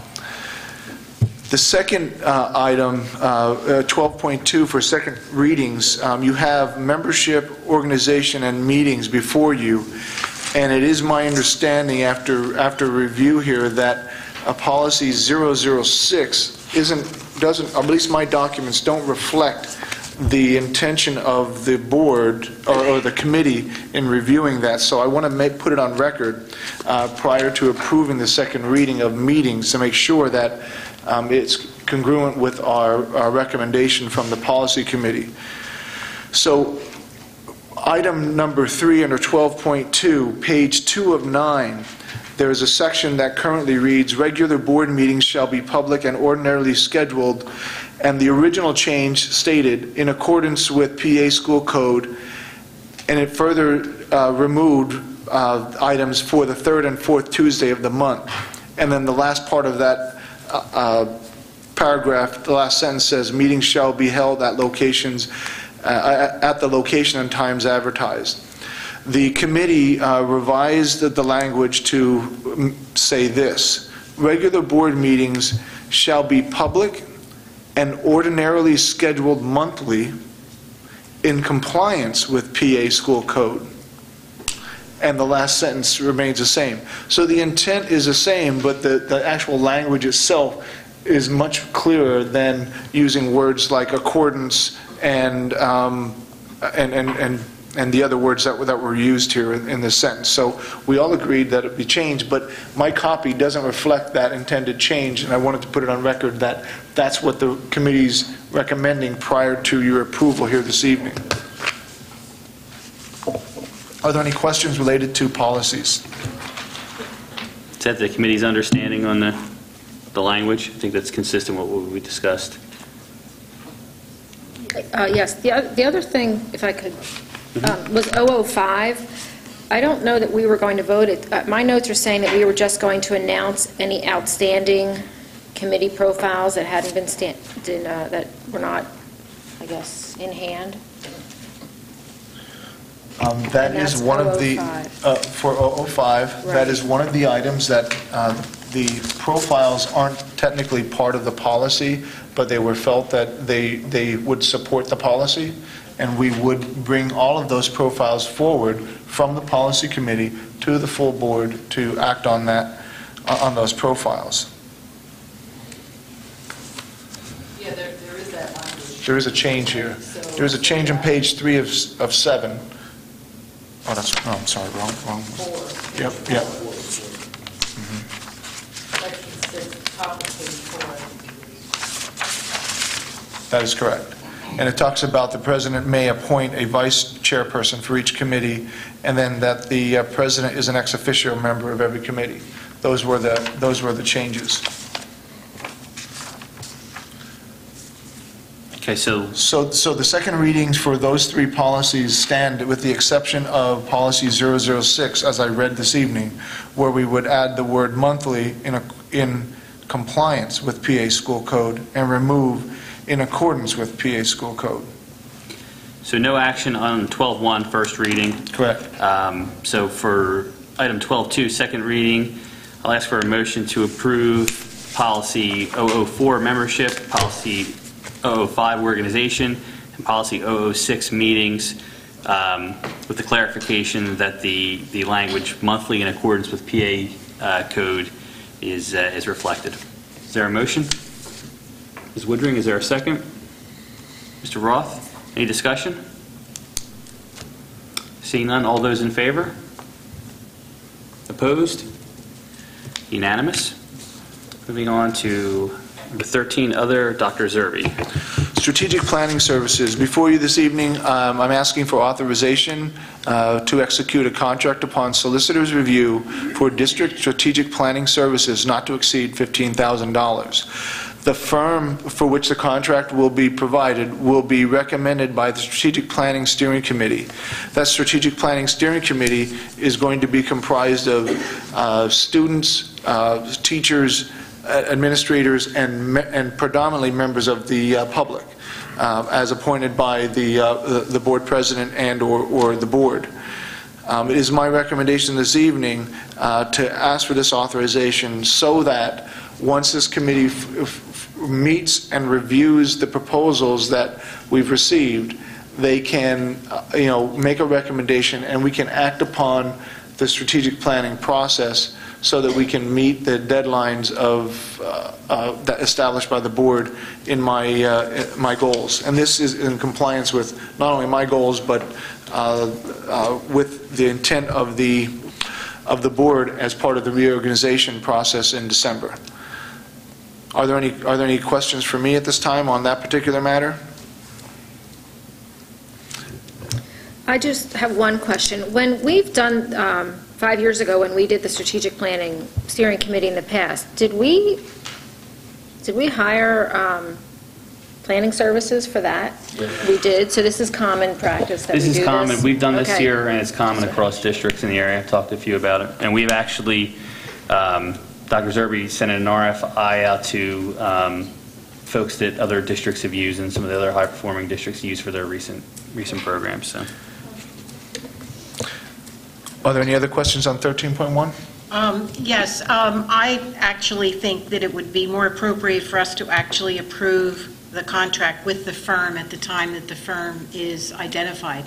I think we need to authorize you to get that process going and be able to do that with these details, but I think the actual authorizing of the contract, because we don't have a contract, we don't have the firm or anything, I don't think that it. You're saying the firm will be recommended by the Strategic Planning Steering Committee, but the board should have the final say on the actual approval of that contract once you have the firm, I think. so why don't we do this? Why don't we change this to authorize the superintendent to,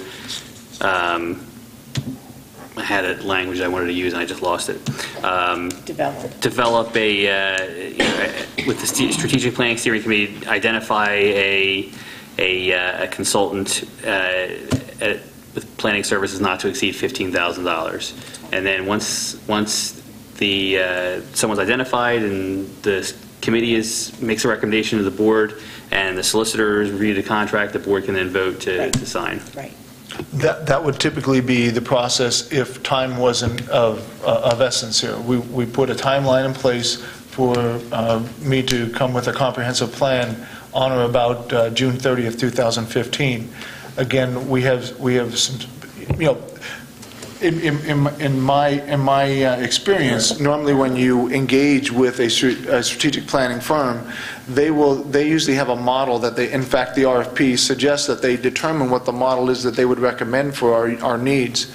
And we would then start moving towards that model. That model would include things like how to put together different subcommittees related to addressing issues. Now, that all can wait until the end of February when we meet.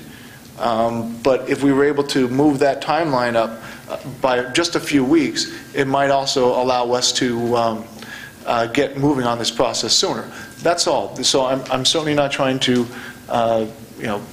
suggest anything other than to speed this particular process up.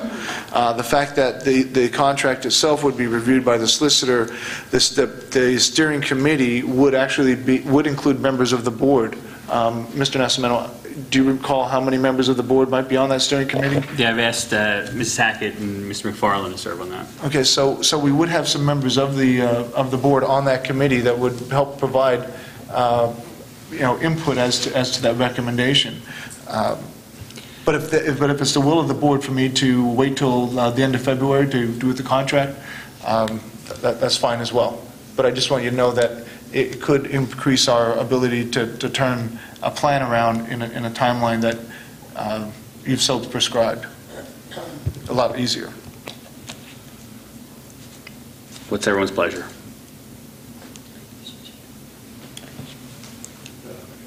So I think, from what I'm hearing, and other members can disagree, but the board would like to review the applicants before they approve the decision.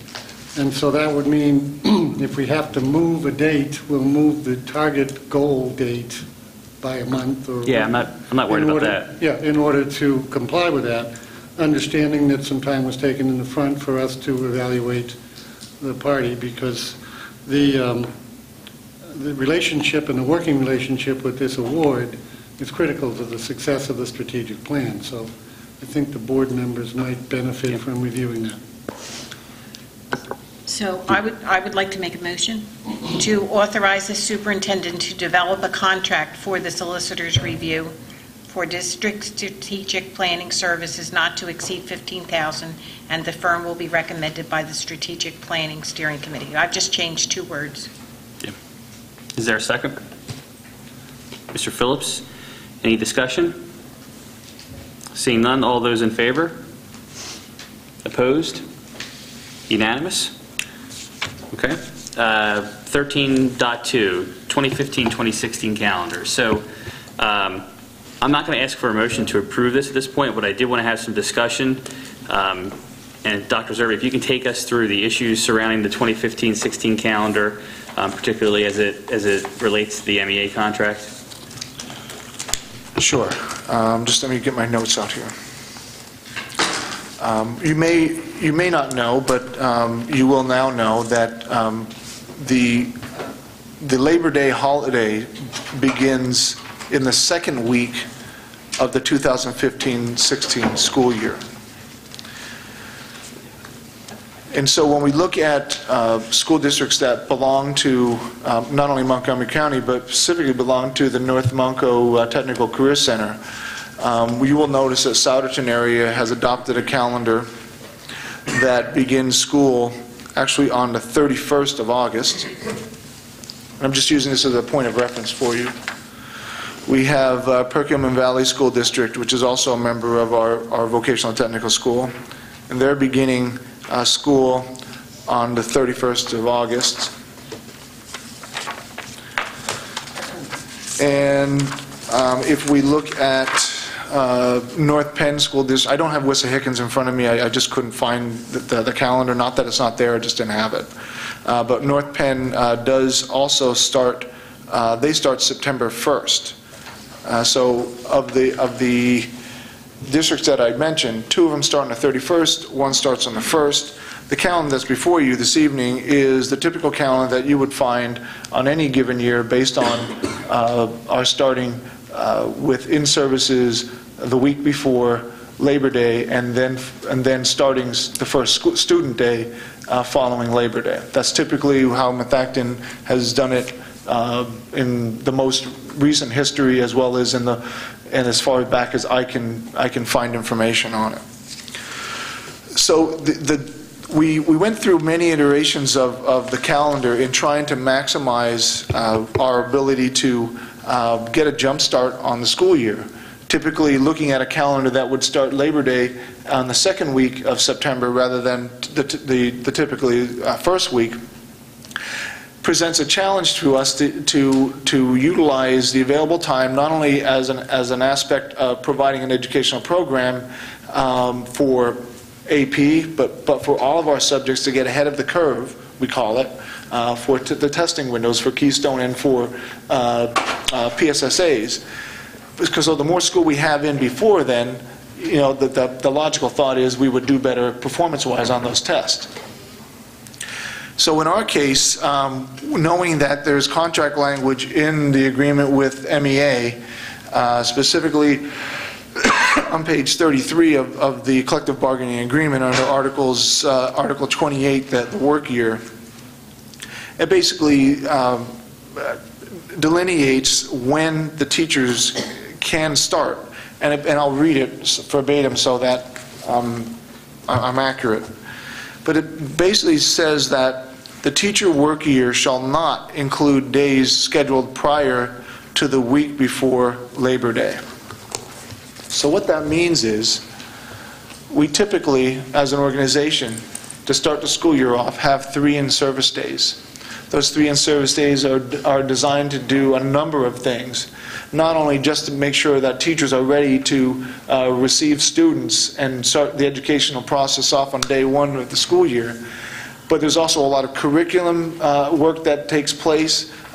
There's a lot of professional development that get ready for any new initiatives, things that have occurred with the planning over the summer. So those 3 days are critical. In fact, most districts do not go into a school year where their teachers and their students are starting on the first day. It's just not a good practice.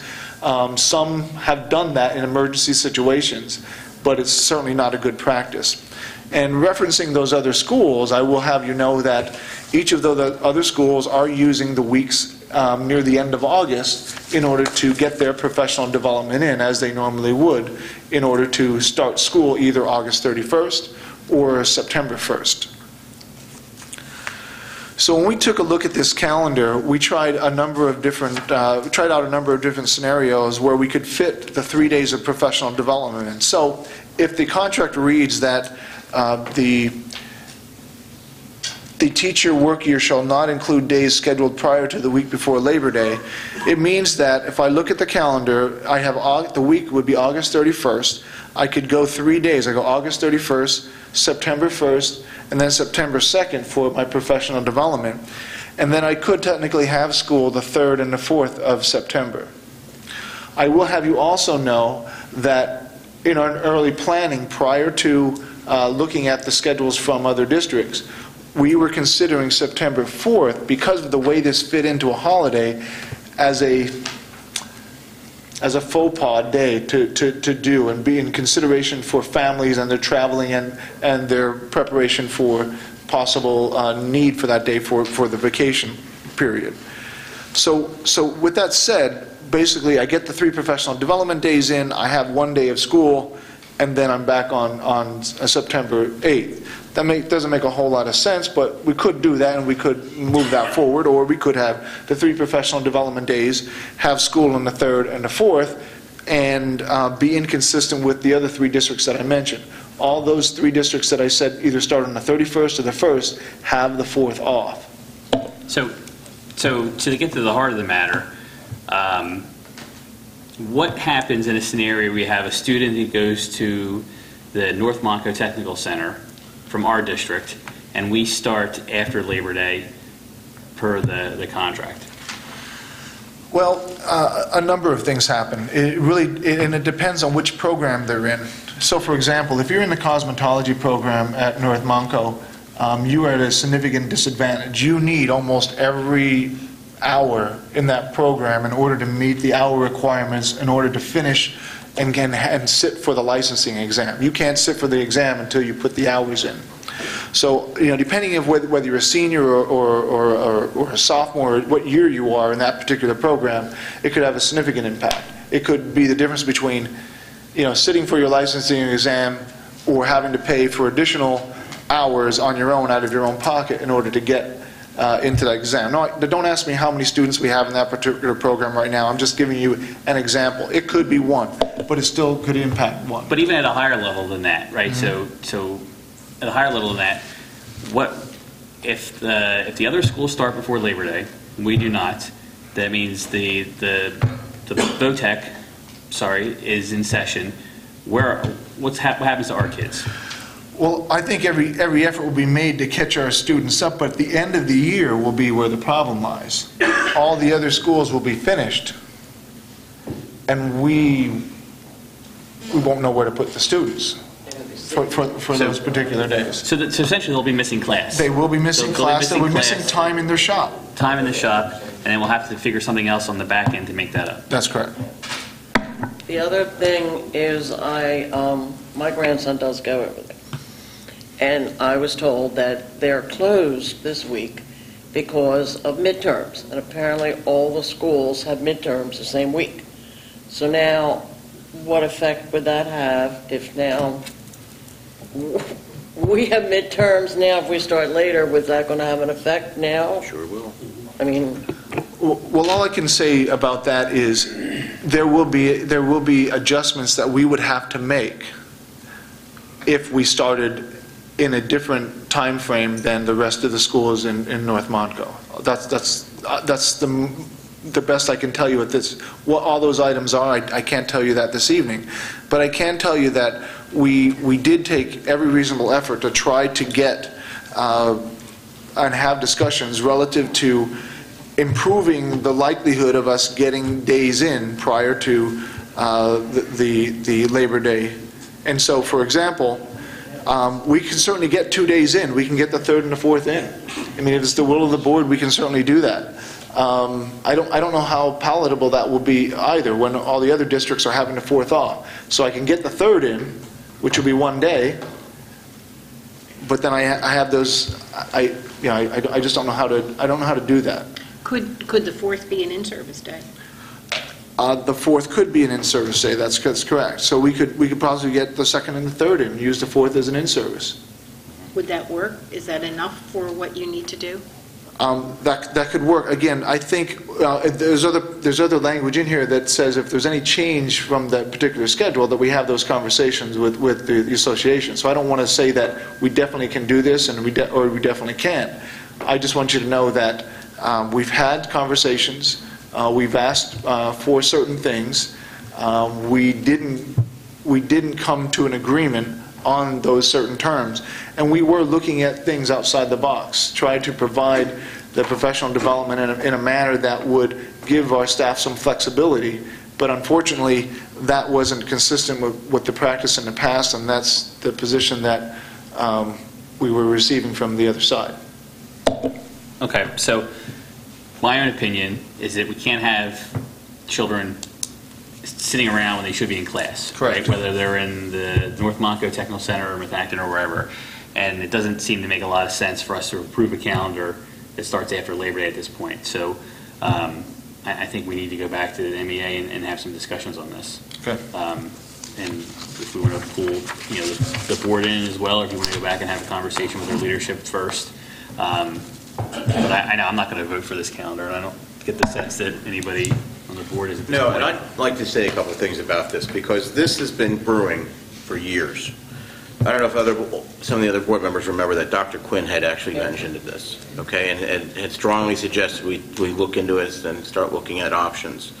And we didn't. And all, what happened, so. But here we are today, now having to go through this. I find it quite disheartening that we've approached the MEA leadership about this, and they said no. Everybody in this room knows as well as I do that students do not like to learn once the sun starts shining outside in May, at the end of May and the beginning of June. I have 2 kids, and they are rambunctious, and they just want to get going. To have them in school till the 15th of June, I just can't fathom that idea. I think it's ridiculous. I just don't think it's worth it, and I would not ever support a calendar that does that, and I don't think this board should either.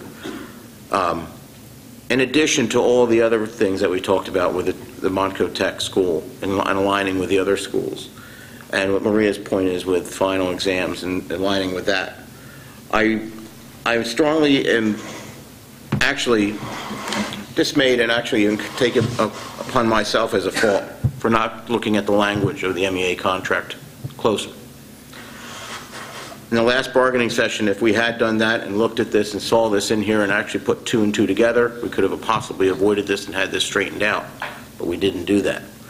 And hopefully with our new committee structures, we can start looking into things like this and really delving into the language of the contracts and of the bargaining units and seeing how well we can try to avoid situations like this in the future. I would like the administration, this is just my opinion, I would like the administration to go back to the MEA and give them some of the options that we talked about tonight. Having the in-service days on 8/31, 9/1, and 9/2, or preferably 8/31, school days the 2nd and 3rd, and then in service on the 4th. That way we align ourselves with other districts, we get started earlier, we get on target, and that seems to be an optimal solution. And then let the rest of the calendars, adjust it where we need to go. But under no circumstances will I support any school calendar that starts on the 8th of September. Thank you. Kim? Yeah, I guess just 2 points. I've been an advocate for the Career Center ever since I was assigned over there as the liaison, and I worry a little bit about any initial classes that our students may miss, simply because that's the orientation time in my mind. And I'm speculating that that's the time that these kids may get an orientation to machinery, and there's all sorts of implications under, I think, OSHA safety standards. It's not like just walking into a class with a textbook. And so I would hate to see that happen. A, our kids miss out, and secondly, I think that it's somewhat, what shall I say, disrespectful to the teaching staff over there to expect that they have to replicate everything a second time so that they can catch our students up in that way. So those would be my considerations.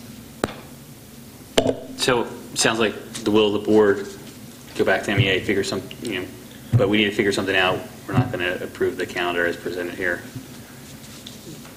Just because I'm a little new to this, but so the language in this contract is different than virtually every other contract around us. Yes. And I mean, that goes back in history, but I'm just surprised that wasn't a big issue at the time, that you would have unique language in this contract different than all the other districts. Yeah, Peter, there's lots of it.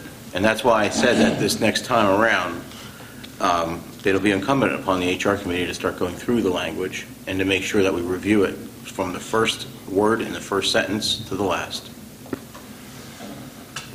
Can I ask one question for clarification? Mm-hmm. This calendar that we're talking about and this start date of, moving it from the 8th, is this just a one-time thing that we are going, or, we're not going to try to start all the time before Labor Day, just because it falls so late, correct?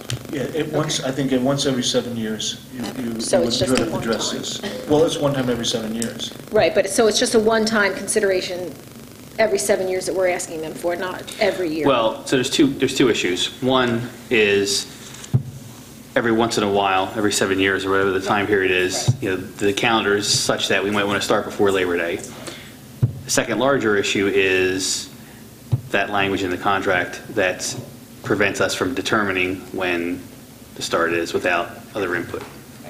So there's two issues here. The immediate issue that we need to rectify is starting before Labor Day for this calendar year. I think I understand the direction that I need to go to, and I will make that happen, and I'll report back to the board. Thank you. Just for clarification, Dr. Zerbe, I don't recall that the instructional calendar for the tech center has come before the JOC yet. Do we have a sense of what the tech center's instructional calendar looks like? I think they were waiting for us to approve ours. Okay. We're the only one that hasn't approved yet. Okay, thanks. Going to continue. You're on athletic trips. I have under 13.3 athletic trips. Approve a trip for Methacton schoolgirls lacrosse to the University of Virginia, Charlottesville, at the no cost to the district. Approved trip for Methacton High School girls track and field to Penn State. Approved trip for Methacton High School boys track and field to Penn State for the dates and fees associated on those items. Are there any questions relative to 13.3 athletic trips? Just to confirm, the cost of the district on one is substitutes, correct? The cost to the district is substitutes. Okay. Yep. Is there a motion to approve the athletic trips as presented? Sackett, second. Mr. McFarland. Any discussion? Just, so I'm just kind of curious about the transportation in these cases, again, because I just don't know. So we have students who represent Methacton traveling from here to Charlottesville, Virginia. And how are they transported, and what's the school's responsibility during that time?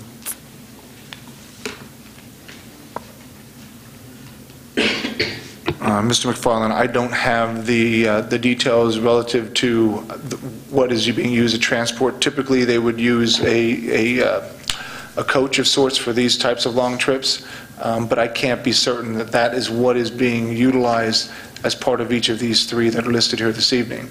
But more importantly, the authorization allows the approval and allows us to ensure this particular activity as it's being conducted. Okay, So we assume liability in the process, yes. And any cost for transportation is taken up by the parents and the team? There's no cost to us because this is only substitutes, right? I'm just looking at point one. The only cost to the district is substitutes. That's what it says, and that's what we believe that it will only be. And the same thing is true for the trips to Penn State, just $300 for registration costs. Yeah, typically what happens is the parents groups usually do the fundraising through the year to help fund some of those trips. So, for example, the girls' basketball team, they went to New Jersey for a tournament over the Christmas holiday. That entire trip was funded by fundraisers that the parents conducted as part of supporting the program, and typically that is the case for all of these programs. Any other questions? Bless you. Seeing none, all those in favor? Opposed? Unanimous? Item 13.4, gifts and donations. It's my pleasure to ask the board to accept the gifts and donations as listed here. Accept the weekly donations of fresh fruit from J.P. Mascaro and Sons for Eagleville Elementary School for a value of approximately $50 per week. Item number 2, accept the donation of food items and toys from Patty Simons for a food drive from Eagleville, a gift valued at $1,000. Accept the donation of $225 from Widows Club Lunch and Bunch for Eagleville Elementary School. Is there a motion to approve? Ms. Barone, second. Ms. Shackelford, any discussion? I have a question. Is this for the backpack program? The Mascaro program supports the backpack program, but particularly in two ways. One, it provides fresh food as part of Ms. Bucker's backpack program at Eagleville, but it also provides a stand of fresh fruit in the cafeteria for free student access. So wasn't the Mascaro viewpoint is that they wanted to make sure that every student at Eagleville had access to fresh fruit every day? That is true, Mr. Nascimento. It was actually Mrs. Mascaro that met with us and met with Jen Brucker to propose this program. She believes highly in the fact that all children should have access to fresh fruit, as you mentioned, to promote health and wellness in the Methacton community, specifically here at Eagleville Elementary School. We really need to do something special for that family and that company because they're just tremendous to us. And we mentioned the backpack program. If you guys haven't read anything about Principal Brucker's backpack program, I mean, she really is doing God's work. I mean, she's making sure that those kids get fed. And it's really, we sat down and talked with her about it, and it's pretty powerful to hear the impact she's having on those kids' lives. Well, Mr. Nascimento, you and I have talked about this, and in fact, we've met with other principals within the district. We're having some significant discussions, and now Mr. Harney is taking over the reins of that particular program to help coordinate it on a district level. We hope to continue to provide some feedback as to how we can not only reach all of our buildings with a similar type of program that's age appropriate, but also find ways that those who want to contribute to the process can get involved. So we hope to be able to provide you some information regarding both of those things in the near future. Looking forward to hearing more about that because I think it's fantastic. We're making sure these kids don't go hungry. Sorry for going off. We have a motion and a second to approve the gifts and donations as listed. Any other discussion? Ms. Woodring? Yeah, I just, with regard to number 1, is it a general assumption that this will go through the end of the school year? Is there an end time? Or? There is intent by the Mascaro family that it will go through the end of the school year. It was actually the conversation. It started off by us looking at the donation for one time a week, and with hopes to possibly even do it 5 days a week. So we're not there yet. We haven't reached that threshold, but it seems to be the intent of the Mascaro family to participate at a level that is not only extends the school year, but increases the amount of access during the school day and school week. Other questions or comments? Hearing none. All those in favor? Opposed? Unanimous? Very good. Item 13.5. Item 13.5, notice of reaffirmation. Approve the notice of reaffirmation reaffirming PSBA standards for effective school governance and PSBA code of conduct for members of the Pennsylvania school boards.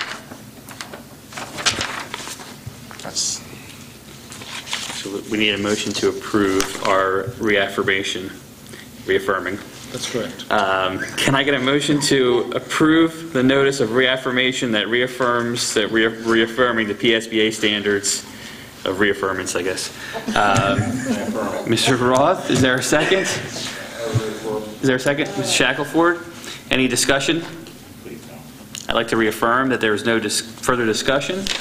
All those in favor? Opposed? Unanimous? I get punchy at 10:30. All right, moving on to dates for board members' calendars. We've listed the various committee meetings: education on February 2nd, communications on the 3rd, property on the 9th, policy on the 11th, then both human resources and finance on the 17th, various dates for each of them. And our next regular board meeting, February 24th, 2015, 7 p.m. here at the high school. Please. So we'll probably be looking to add another finance committee meeting before the 17th. Based on my request, I think we'll be looking for dates the week before or so. So just a heads up on that. Great. Item 15, old business. Mr. Phillips brought up during his report the issue of the owner's rep. Dr. Zerbe, do you want to make a recommendation on that? I do. Based on the report Mr. Phillips gave, I'd like to make a recommendation that that we move forward with having Mark Fretz act in the capacity of owner's rep for the period of tomorrow to the end of construction of the high school athletic field project.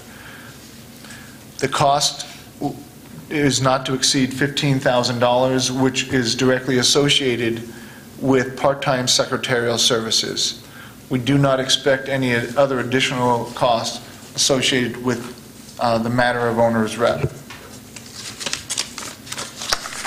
All right, we have a recommendation from the superintendent. Is there a motion? Motion to approve the superintendent's recommendation. Mr. Phillips, is there a second? Mr. Roth, discussion? Mr. McFarland? Just wanted to know what the intended board reporting process would be for this owner's rep. Would we see this, would we get a report monthly as to change orders in progress and so forth, or would it be more dynamic than that? Your expectation should be that you receive a report on a weekly basis. That report will not come from the owner's rep. It will be reviewed by the owner's rep prior to going to you, but it will be written by David Horn, who is our architect, and will be the person in charge of overseeing the entire project. So we have scheduled weekly construction meetings where he will then subsequently provide a report to the administration, and we'll pass it on to the board. So you should get that in your Friday memos. Other questions or comments? Okay, I would just like to see, before we move forward with any part-time secretarial work, just see details on what they're going to be doing so we can justify the costs, if any. If there's no other questions or comments, I'll ask for a vote. All those in favor? Opposed? 8-1 passes. Any other old business? Mr. Phillips? As far as the Center Square Golf Course, has the board received anything as far as a formal, what the project means to the board financially? Have they reached out to us to give us any indication what it would mean to the board? And if so, can we get a copy? No? I'm assuming the silence is a no. No, the silence is not a no. I'm trying to understand what the question is. So I think I know that what did I builder receive? reached out. I didn't know he was asking me directly. So if he's asking me directly, I can tell you that I am in receipt of a document from, I believe, the attorneys for that Center Square Golf Course, and I have that document that gives some financial information. So if you would like, I can distribute that out to the board. Please distribute that Okay. at in the board packet this week. Okay. Okay. Any other old business?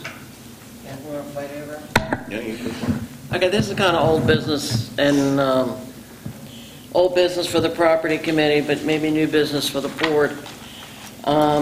I guess when Mr. Jacoby was here and we were talking about going out for this, I always want to call it performance contracting, but I'd asked him to go back to PICO and see if they had any programs, and at the time he did, and he sent us something, and it's kind of been put on hold, and I brought it up again, and I brought it up this morning, only because the program goes from June 1st to May 31st of 2016, but the incentive, if you want to apply for it, ends May 31st, which is only a couple months from here. If the board elects to go with Snyder, it's going to take them 3 months before they get their assessment, and at that time, we will have lost anything that we have that we could get. It's a grant money that's being offered by them. I went back home, did some more research, and all we need to do is give them the details of a project. And I know Mark was talking about replacing the lights. So if we give them the details of the project, what's being replaced, the cost to replace it, and they approve it, they will give us the money. They will hold the funds for 90 days. So I guess I would just like to have Mark look into this more before we lose the opportunity to get this money. Can I make a suggestion? And I hate to put people on the spot, but Larry's sitting out in the audience. Maybe we can have him look at that and tell us how it affects us, or whether they utilize any of that, or what his knowledge is. Well, we ought to just have Mark take a look at it and reach out to him rather than hand him something here. But I could send him, I don't know if you have this, Mark. It's like a 31-page document that I could send to you. You don't have it.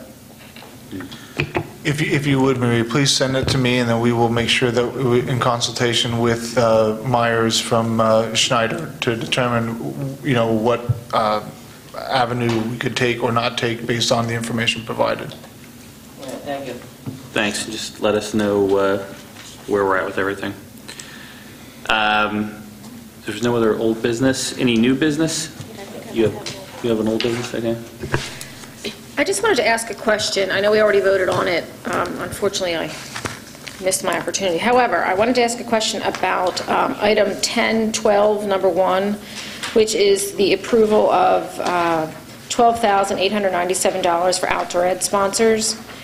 I'm curious to find out why we are paying for that. When Skyview was built, we separated the district from the outdoor ed education trip, and all of the money was done through fundraising and parent sponsorships. So I guess I'm just very curious as to why this is back on our payroll.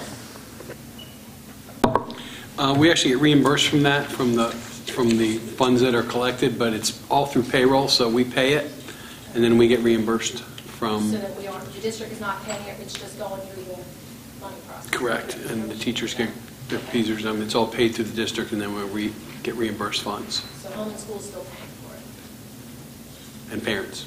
Yes, thank you. Thank you. Any other old business?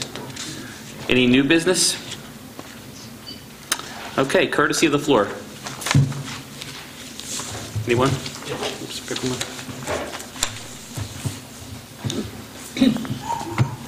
Joe Bickelman from Audubon. I just want to commend the board for passing the resolution not to raise taxes, real estate taxes in the district over the 1.9% Act 1 index. I think that says a lot about the commitment that the board has to the tax-paying public. Just to give you an idea, the magnitude of that, I was at a finance committee meeting, and the gap between revenues and expenditures was $3.7 million in the initial budget, and the 1.9% would generate $1.3 million, which leaves a gap of $2.4 million. And that's going to be a lot of work for the administration to go through and try to come up with that money, either through the early retirement incentive plans or the refinancing of bonds. But it says a lot about the commitment of the board and the administration to keep that at 1.9%. The other thing that happened at the Finance Committee that I was happy to hear is that there's going to be a process to help build the capital reserve fund that's currently at $300,000 for capital expenditures in the district. I think that is a sound financial practice, and also to build up the fund balance. I think that's a good commitment by the Finance Committee and their recommendation to the board. So I just want to state that. Thank you. Courtesy of the floor, Mr. Andrews.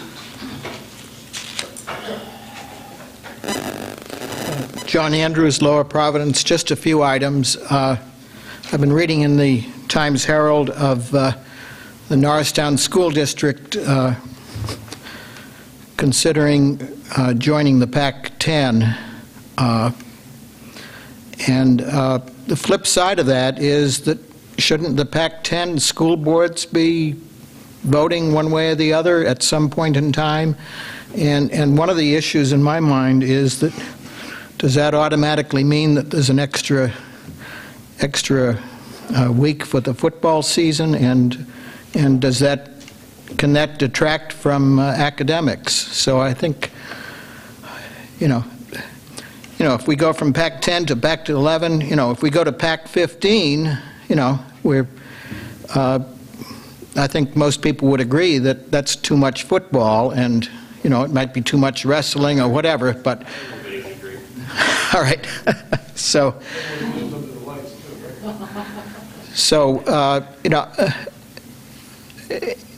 I'm not hearing anything in Methacton about the pros and cons of the PAC-10 becoming a PAC-11 or a PAC-12,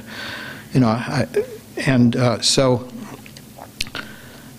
the other thing is that your discussions this evening relative to the MEA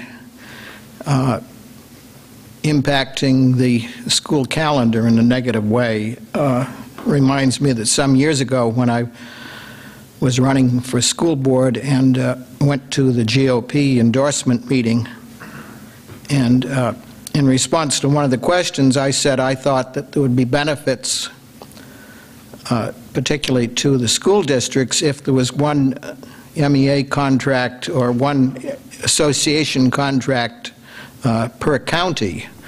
There are lots of states in this country where each county is a school district, for instance, and there's a phrase "conquer and divide," and the MEA puts a lot of resources into things like getting contracts the way they would like, and the school districts clearly, with volunteer school boards, get outweighed in a lot of practical decisions. And it's not to say that if there was one county contract that there couldn't be different pay scales in different school districts. But Pennsylvania is a commonwealth, and a commonwealth proves to be cumbersome in many, many areas, and we're familiar with governor upon governor having difficulty being, call it, progressive. And times change. You can't be static. It also comes to mind that you've got school directors here putting a lot of time in on a policy committee, and if there are 500 different policy committees in the Commonwealth, that's not a good use of the director time and talents. Ideally you could have, let's say, a policy committee for half of the county, and ultimately each school board would vote on a policy, but there's so much replication, so effectiveness of education in the state relates to school boards, where I think a lot of people say that, well, if you have fewer school districts, you'd save money on administration, and that's not clear to me. But I think in terms of, policy documents or a lot of other things, we should be working together. We already work together in terms of health insurance consortia. So, I say, let's look at the bigger picture. Thank you. Thank you. Anyone else for courtesy of the floor? Okay, seeing none, I'll ask for a motion to adjourn. Mrs. Hackett, is there a second? Mr. Pellicano? Assuming there's no discussion, all those in favor? We stand adjourned. Thank you very much. See you next month.